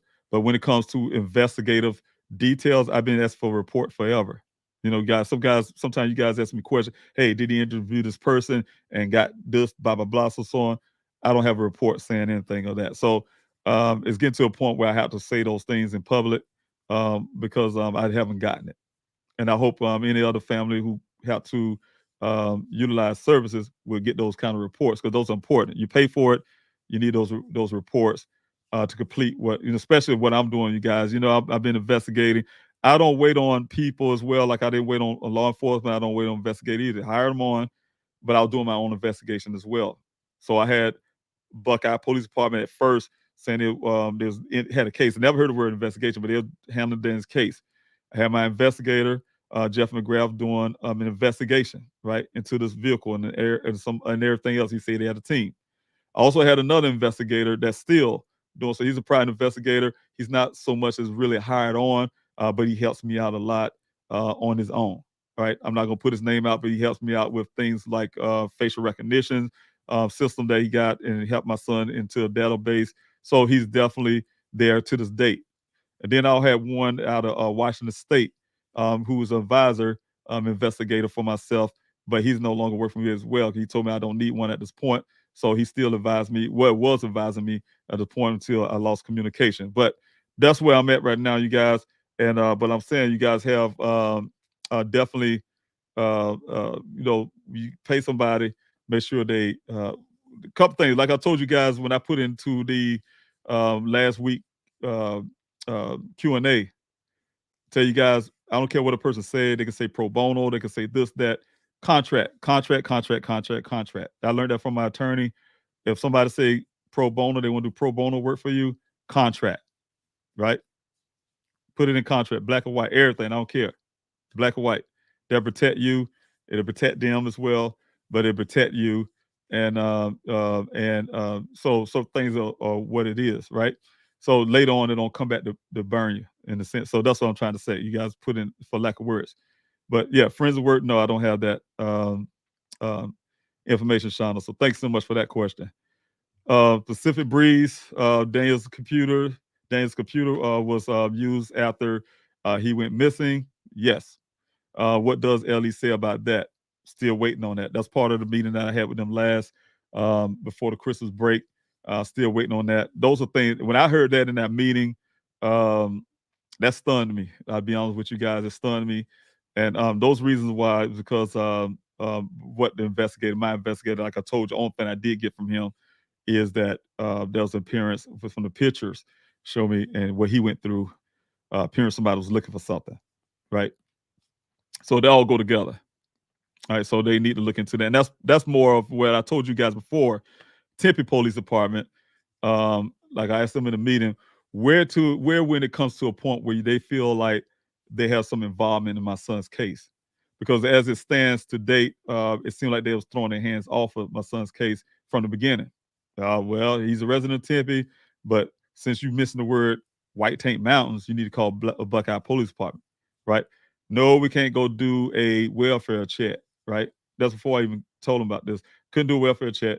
You had to go Buckeye, right? Buckeye had to call them and get them to do a welfare check. Now, on their credit, you guys, like I told you, they did do the forensic work for the electronics, but there's a but to that. But they said they was doing it for me as a favor. And the way to me, when you say as a favor, it don't seem like coming from a law enforcement's perspective. It's more as a favor for me because they see I'm doing an investigation. They're trying to help out. That's the way they put it, right? But at the same time, it was in the same breath. There's some indication that was Buckeye's hand was in that as well, because they was begging me or trying to get me to coerce me into giving them the electronics. They was after that for whatever reason, and because I wouldn't do it, I'm sure they had some back channel conversations with Tempe, which I thought was offensive. I thought it was racist as well, to get the black chief to get to me so they can get this electronics. Which guys, as you know, I don't want Buckeye having anything in my son's case, as you guys know the reasons why. So I think that was kind of underhanded, but there's some little deals. That's my opinions until I find those full facts on that. But as in the good part is, like I said, they was able to do that forensics, and that was very helpful. And I really give hats off to Tempe Police Department for doing that for me, right? So I'm still waiting on a report from them. That should be coming back, so I could see what I can and cannot share with you guys. Some of the information I did get off top, those some things I won't be able to share at this moment, but I was waiting on a full report back from that, as well as this information here, and about their thinking on this computer issue, and we'll go from there. I'll share that with you guys as much as I can get. Whatever I can share. I'll just put that whatever I can share with the public. So thanks, Pacific Breeze, for that question. Also, Shauna B, thank you again for a question. Were businesses and or small buildings around where he resides checked to see if they had any video footage? And no, not by me. And you know what? You saying that right now is one of the things that didn't dawn on me until you said, I'm putting my glasses on, guys. I have a little issue so right now. But yeah, that's one of the things that until you say that just now, I wouldn't thinking of. But it's been over a year now. I can't say unless for some reason people save footages. I know even with home security, I have, for instance, those things overwrite after 30 days. Most of them that I know of. Unless somebody, like I say, like for instance, my cameras, if I just purposely want to record something, I can do that as well. You know what I'm saying? So before those 30 days up, and that'll be something that stays. But yeah, I can probably check into that once I get back to that area over there in Tempe, and check and see, if any business does that, save all their footage or something. But there is a business or a business park or something across from that apartment complex. So it'd be kind of interesting, especially you guys. One thing I threw out the tip as well. We don't want to throw this out the window. What I'm saying is, guys, I say this thing is Buckeye. And I noticed that anything I said to Buckeye that don't fit their narrative, or anything that anybody say that don't fit their narrative, to try to say Daniels, he crashed his own vehicle and all, he's been there for 30 days, whatever the case may be. They don't put in their report. You notice they didn't put the rancher who said, they put it that the rancher found it, but they didn't put it what he says, his statement. He told him, look, the vehicle wasn't there 2 to 3 days prior. They won't put that in the report. They won't put things that I'm saying as well. I told them how my daughter and I was on the way to Daniel's apartment complex, and we seen a vehicle. I didn't see Daniel's vehicle. No, my daughter didn't see the vehicle, but I saw the vehicle, and the vehicle looked just like the picture, almost. But the color was because we all had this thing. They had this thing about the color of Daniel's vehicle. Oh, is it blue? Is it metallic blue? If it's this, So we had this discrepancy. So I'm going by what I saw on the picture, but I did see a Jeep that's same make of Daniel's when I was going out to his apartment right after he went missing, and the same make, and it was like 3 white guys sitting in it. They was riding out the complex, and the Jeep looked like he had little red hooks in the front. And Gwen, she was with me, and she was like, "Look, is that Daniel's Jeep or whatever?" No, I don't think so. I don't think so. I saw a bunch of white guys in there. No, and he had the red hook, but I said, no, I don't think the color right. And we just kept going to try to find out where his apartment was. Never forget that. It's still seared in my brain. I get at the Buckeye Police Department, you don't hear nothing about it. They ain't checking to it or anything. Because that would have been an indication, Shauna, I think back then. I wasn't, I'm not an investigator. Of course, I'm learning as I went. And that would have been one indication to say, hey, yeah, we need to check the business and look at some footage and see if that indeed was Daniel's vehicle. I would like to go back, if I can wind back time, I would like to go back and say, well, just in case, let me go behind this vehicle and get the license plate or something, right? And that would have helped me out. And then there would have been some indication that something happened with Daniel in Tempe, right? And so that would definitely be in a point of place where Tempe Police Department involvement, right? So right now, at this point, I don't know. That's the thing that's in my mind. But as in the buildings that's close there, I don't know. But that's one thing I can look into when I get there in Tempe. Team Wildflower, thanks for your question. Is the well owner required to have the well cleared? I don't know. I really don't know. I think it's a private well. I don't know if they have to do anything to it. I don't know. I really don't know. That's one question I don't know. But I know it's a private well. They're a personal well, I guess, the owner. But it's ironic those wells are not being used. They decided to build new wells. They got them all over the place in that area now, but they're skipping over those 2 wells. So they're using one of them for to pull water out for their equipment. But other than that, and the one thing that still stuns me when I got a report from my team members about the water shortages, groundwater shortages in Arizona, and they're building this big community and act like the well water's. I'm telling you guys have any ideas of living out in this area? You guys got to start thinking about your water. You need to go deep into it and find out if these areas can produce. Because they have issues about that water since the 80s. That's the reason why they capped the wells that Daniel was at, that well he was at, and plus the other one, that well was capped off. And when I say they was capped off, they were sealed, right? The reason why Weber was there, supposedly when Daniel went to go work on that well, because they had to unseal it. They had to, take their torches or whatever and unseal that well to open it back up again, right? To check the viability as well. So the bottom line, I'm saying those wells was, I guess, useless or something. Or they try to see if it was able to be used. I don't know, stuff like this. So I think there's a lot of issues going around because Buckeye is the fastest growing city in the United States. And, that's a lot of money involved. And I'm telling you, when the money involved and these big corporations, these big guys, they'll crush anybody to make their money, right? So they're going to try to the best. And I see the city of Buckeye. That's why they don't talk to me, don't get no condolences, because I'm a problem. I'm finding human remains out there in my searches of my team, the volunteers, and that make the Buckeye look bad, So of course they lied on this crime statistic. They know all this big developments coming and this is happening, the city growing, and they want to make sure nothing stop that money flow, right? So that's some issues with that too. Selling these lands, making these developments, and the water may be a shortage. There may be a water shortage, and it's something against the law. to be doing, but they're gonna do it anyway because there's money involved. So I kind of look at those things as possible as well. All right, let's see. I see Shauna, thanks for your question. Have you watched them remove the lid off the well? No, I have not. How heavy do the lids appear? Yeah, I pick them up myself. They heavy, but you can lift them up. I go and look down in the well all the time. Now, when I say look down, I'll take the lids off and look down in those wells before in the past. How was the lid removed? When they first, from what I understand, like I said, they capped off. They use a blowtorch. You can see the tail when they weld it off, but they use that to unseal them. But once they unseal, they got this little cap, pretty much you can say on top. They can lock it down, but it's not locked. They put a lock on one of them, and you still just pull it right on up.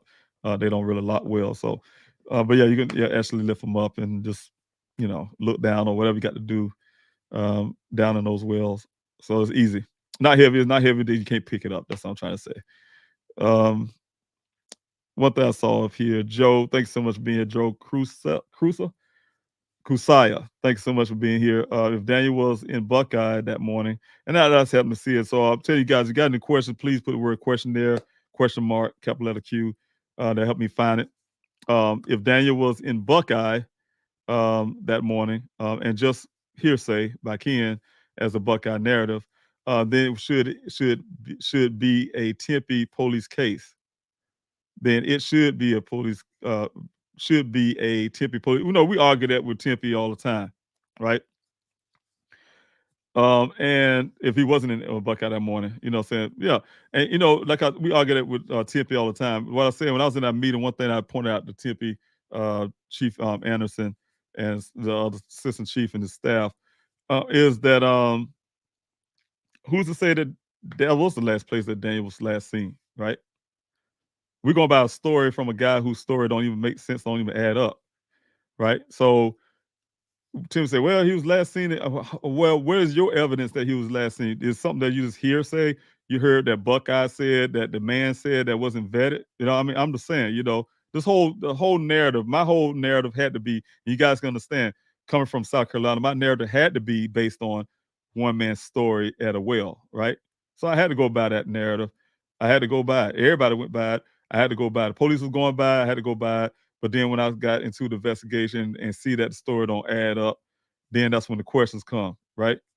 So the problem is with stuff don't add up, why are you using that story as a reliable source? And I'm saying that to law enforcement. So I agree.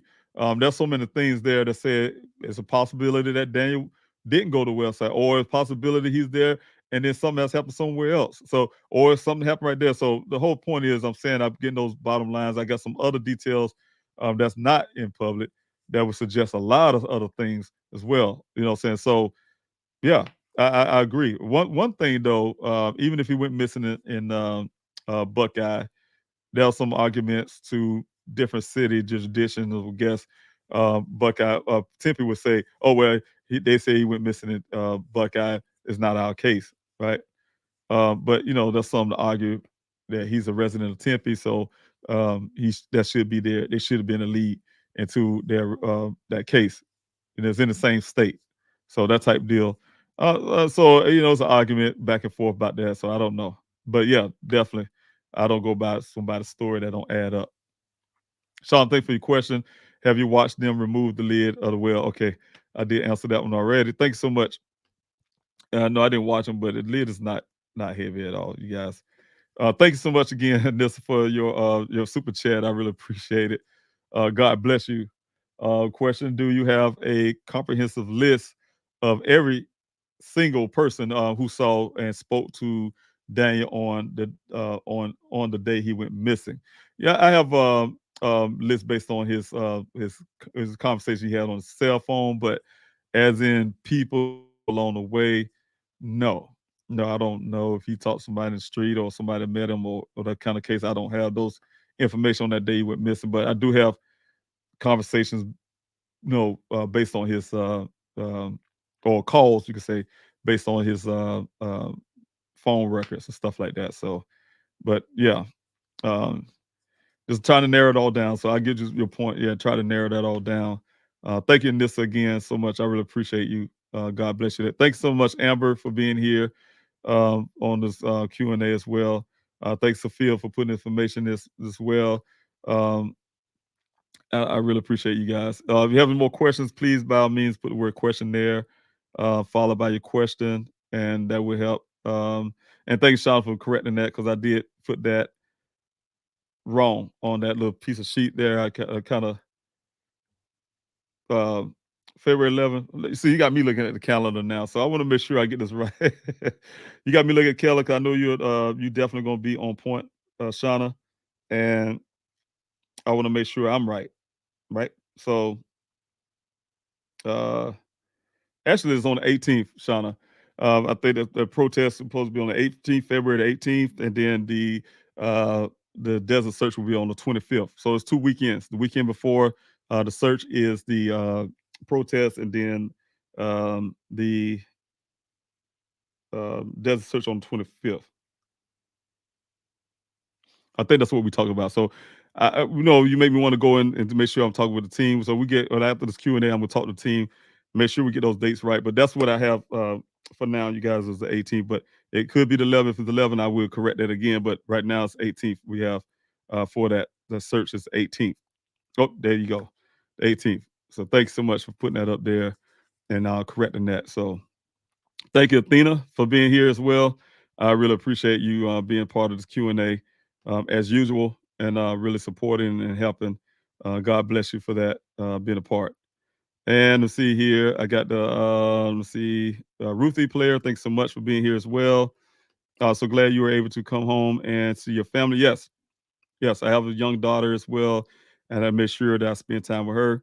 Of course, that's a lot on a young lady when, she had, first of all, she's missing her big brother, and as well as, her father, been spending a lot of time in Arizona, and she used to send me a lot more, right? Almost every day, daily, almost. And to change that in that time frame, yes, it's got to be hard on her as well. So I'm really happy for that. To see my mother and my family. Yes, really, grateful for that time. Ruthie Player, thanks so much for your question. Have you spoke with any news here at home in South Carolina? I have in the past. When I first started, they used to be really good at WLTS and all the other ones, Channel 19, Channel 25. Was very good at putting Daniel's story. Uh, that's because of the affiliates. They had affiliates in Phoenix as well. So I was able to get the story here in home. But it's kind of funny, yeah, as you say that. I get less coverage here in South Carolina than I would in Arizona, for whatever reasons. And but yeah, I have reached out. But Curtis Wilson, I haven't reached out to him. I know he's working with the sheriff department as well. And I think he's still doing the radio personalities, radio stuff, BDM. I would like to have them to put information out as well. So yeah, I could reach out to them to make sure they probably could still, put out the information. But yeah, Live PD, if they still doing that, you say Patrol Live. Oh, I guess they changed the name, Patrol Live, on the weekends now, and that they will always have a missing person segment on the show. That'd be good to get it. Yeah, I'm glad you said I can reach out to them as well, and get them a flyer to make sure, see if Richland County would be willing to do that. The show has a large following, so that would help get Daniel's story out. And if it's anything like how it was with Live PD, yeah, like I said, it's all over, especially in Texas and all these other states as well. So yeah, thanks so much for bringing that up, and that really will help, Ruthie, for me to be able to do that. And I'm assuming that you're here in South Carolina as well. The way when you said Curtis Wilson, you sound like you in Columbia. So thanks so much for reaching out. Thank you so much for being a part of this Q&A and supporting my efforts to find my son. So, and give me that advice, because I'm definitely going to use it. Thank you so much. God bless you for that. Anybody have any more questions? I'm still coming down on the comment section to find them. If you have them, please put the capital letter Q, the word question, or so question marks there before your question. It'll help me easily find it. Simma, thanks so much for being here. Mr. Robinson is the father's of fathers. Oh, thank you. I appreciate the comment. Mr. Roberts, the father of fathers. I wish him strength. Always keep your health first, Mr. David. And yes, you keep on working on your son, and I will. And thanks so much for those well wishes. I really appreciate it. Thanks so much for being here. Also, thank you for being here, Babs, for being here. Thank you for your prayers. I definitely need those prayers. I'm a person that believes in prayers, so thanks so much, Michelle. Thanks for your question, for being here off the Facebook side. Were you allowed to speak to the rancher yourself? Yes, I have. Where his vehicle was found. Well, I spoke to the rancher. I've met him the first time the weekend after this vehicle was found. Right. Of course, it was found on the 19th by that rancher. They told me about it on the 20th. The Buckeye police waited over 24 hours to tell me, even though I'm on the ground out there in the desert. And then the rancher came out to that search. Two people came out that search that weekend. Him and then Chief Hall. They came out there together. Well, not together, but at the same time, and never came back. But I did talk to Rancher sometime after that, and when he came out there to that search, he did mention that he had some pictures. Of course, he said he was going to get in contact with me, and somehow he lost, I guess, information to get in contact with me. And to make a long story, the ironically to that is that his story was that he started getting a bad influx of calls from Daniel's job, Matrix New World. They kept harassing him for those pictures. We want those pictures. We need those pictures. We want those pictures. He said him and his wife couldn't hardly eat dinner because they constantly calling trying to get those pictures. So he said he didn't want nobody to have it. He wanted to give them directly to me because he took pictures before law enforcement showed up of the scene behind me.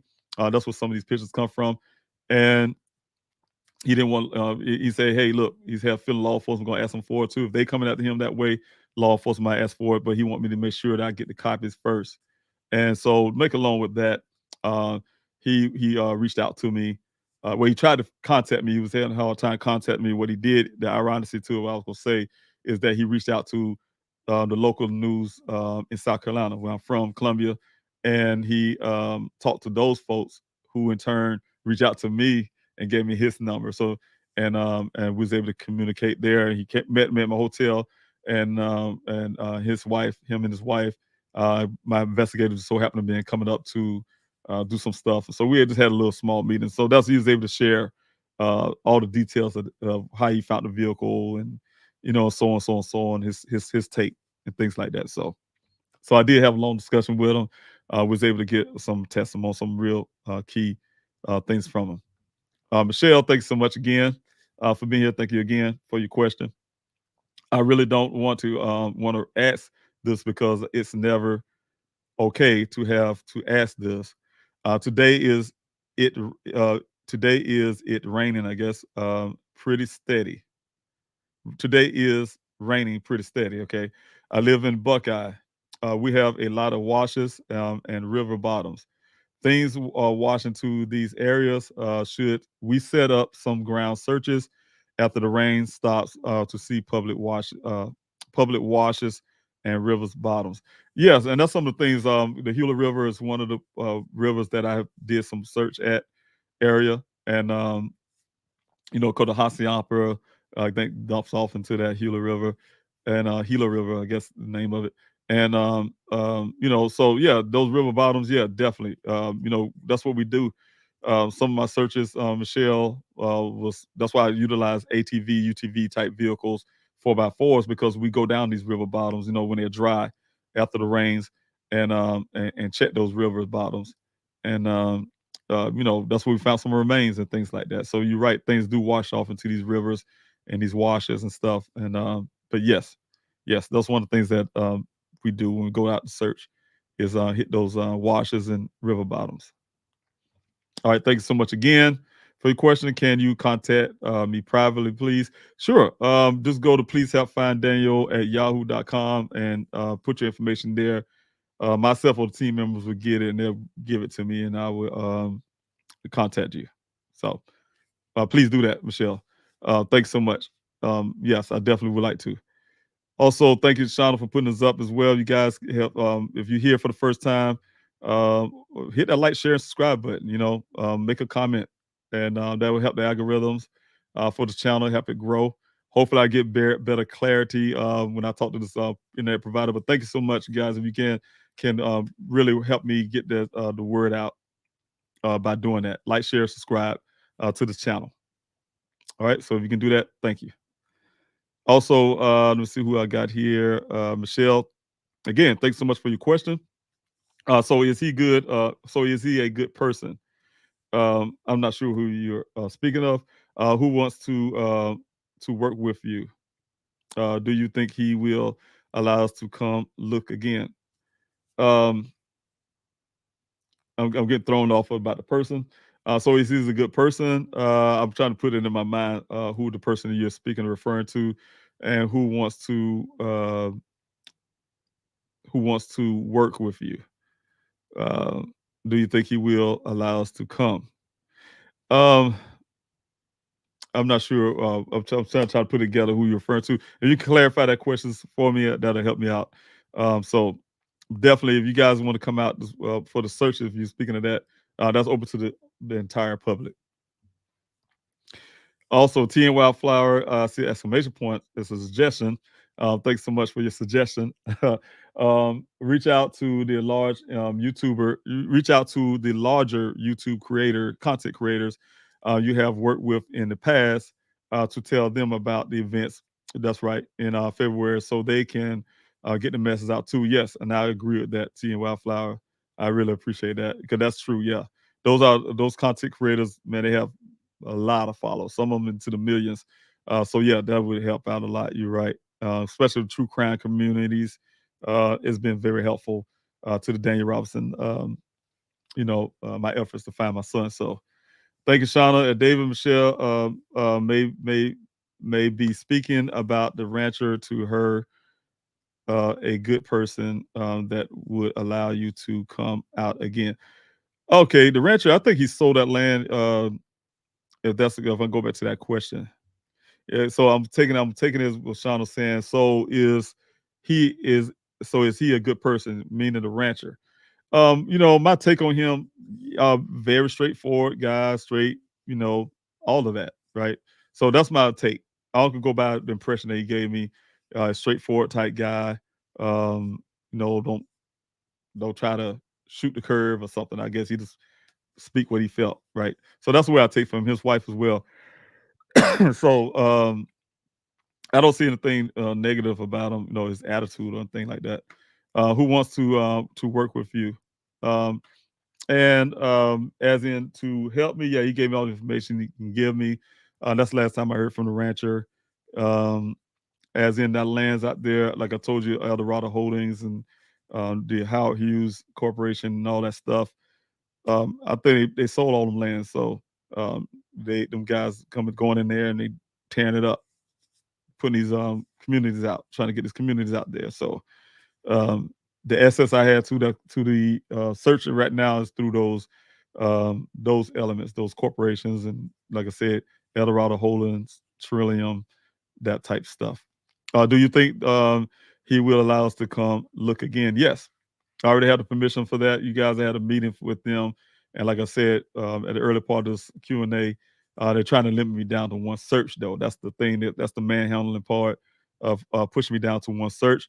However, I didn't 100% commit to that one search, meaning that I told them at the end, look, man, I'll say I'll do one search. That'll be my only search, pending if we find something. I don't care if it's somebody else's human remains or, we find something, we're not going to just walk away, basically. If we find something, we're going to have to look into that as well. If somebody else was up missing and we just happen to run into that person, of course, law enforcement be involved, but we definitely going to keep looking, right? Because that could be an indication of more things in that area. So we'll see. But thank you guys. I think that's it for the Q&A this evening. This morning, you guys can come in this evening for the primetime Q&A. That is at 5 o'clock p.m. Arizona time. That'll be 4 o'clock p.m. if you're in California. I wanted to move it up to 6 o'clock, but I talked to my team. I don't know if that's a good thing. If you do see me move it up, that'll be the reason why. But try to give California people a little leeway to come off from work.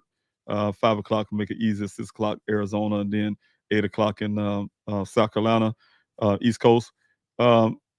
I'll put it up on the queue. You guys will see when I get on the Q&A. If I change that time, that's what it'll be. But for right now, it's 5 o'clock p.m. Arizona time. That's 4 o'clock p.m. California time, Pacific time, and then there's East Coast 7 o'clock p.m. So if you guys come back, I will have some of this content, but I have a little more. I'm trying to add some of the pictures I was talking about that I want to add to the Q&A of things that was above the well, and you can see why they took those things above the well and put it in the well, right? And that would be the part I'm talking about, the reasons why law enforcement need to be looking into that. Thank you so much. Thank you for your continued support. Like Shauna say, thank you for your love, you guys. Thank you so much. God bless you all, and I'll see you on this evening's Q&A.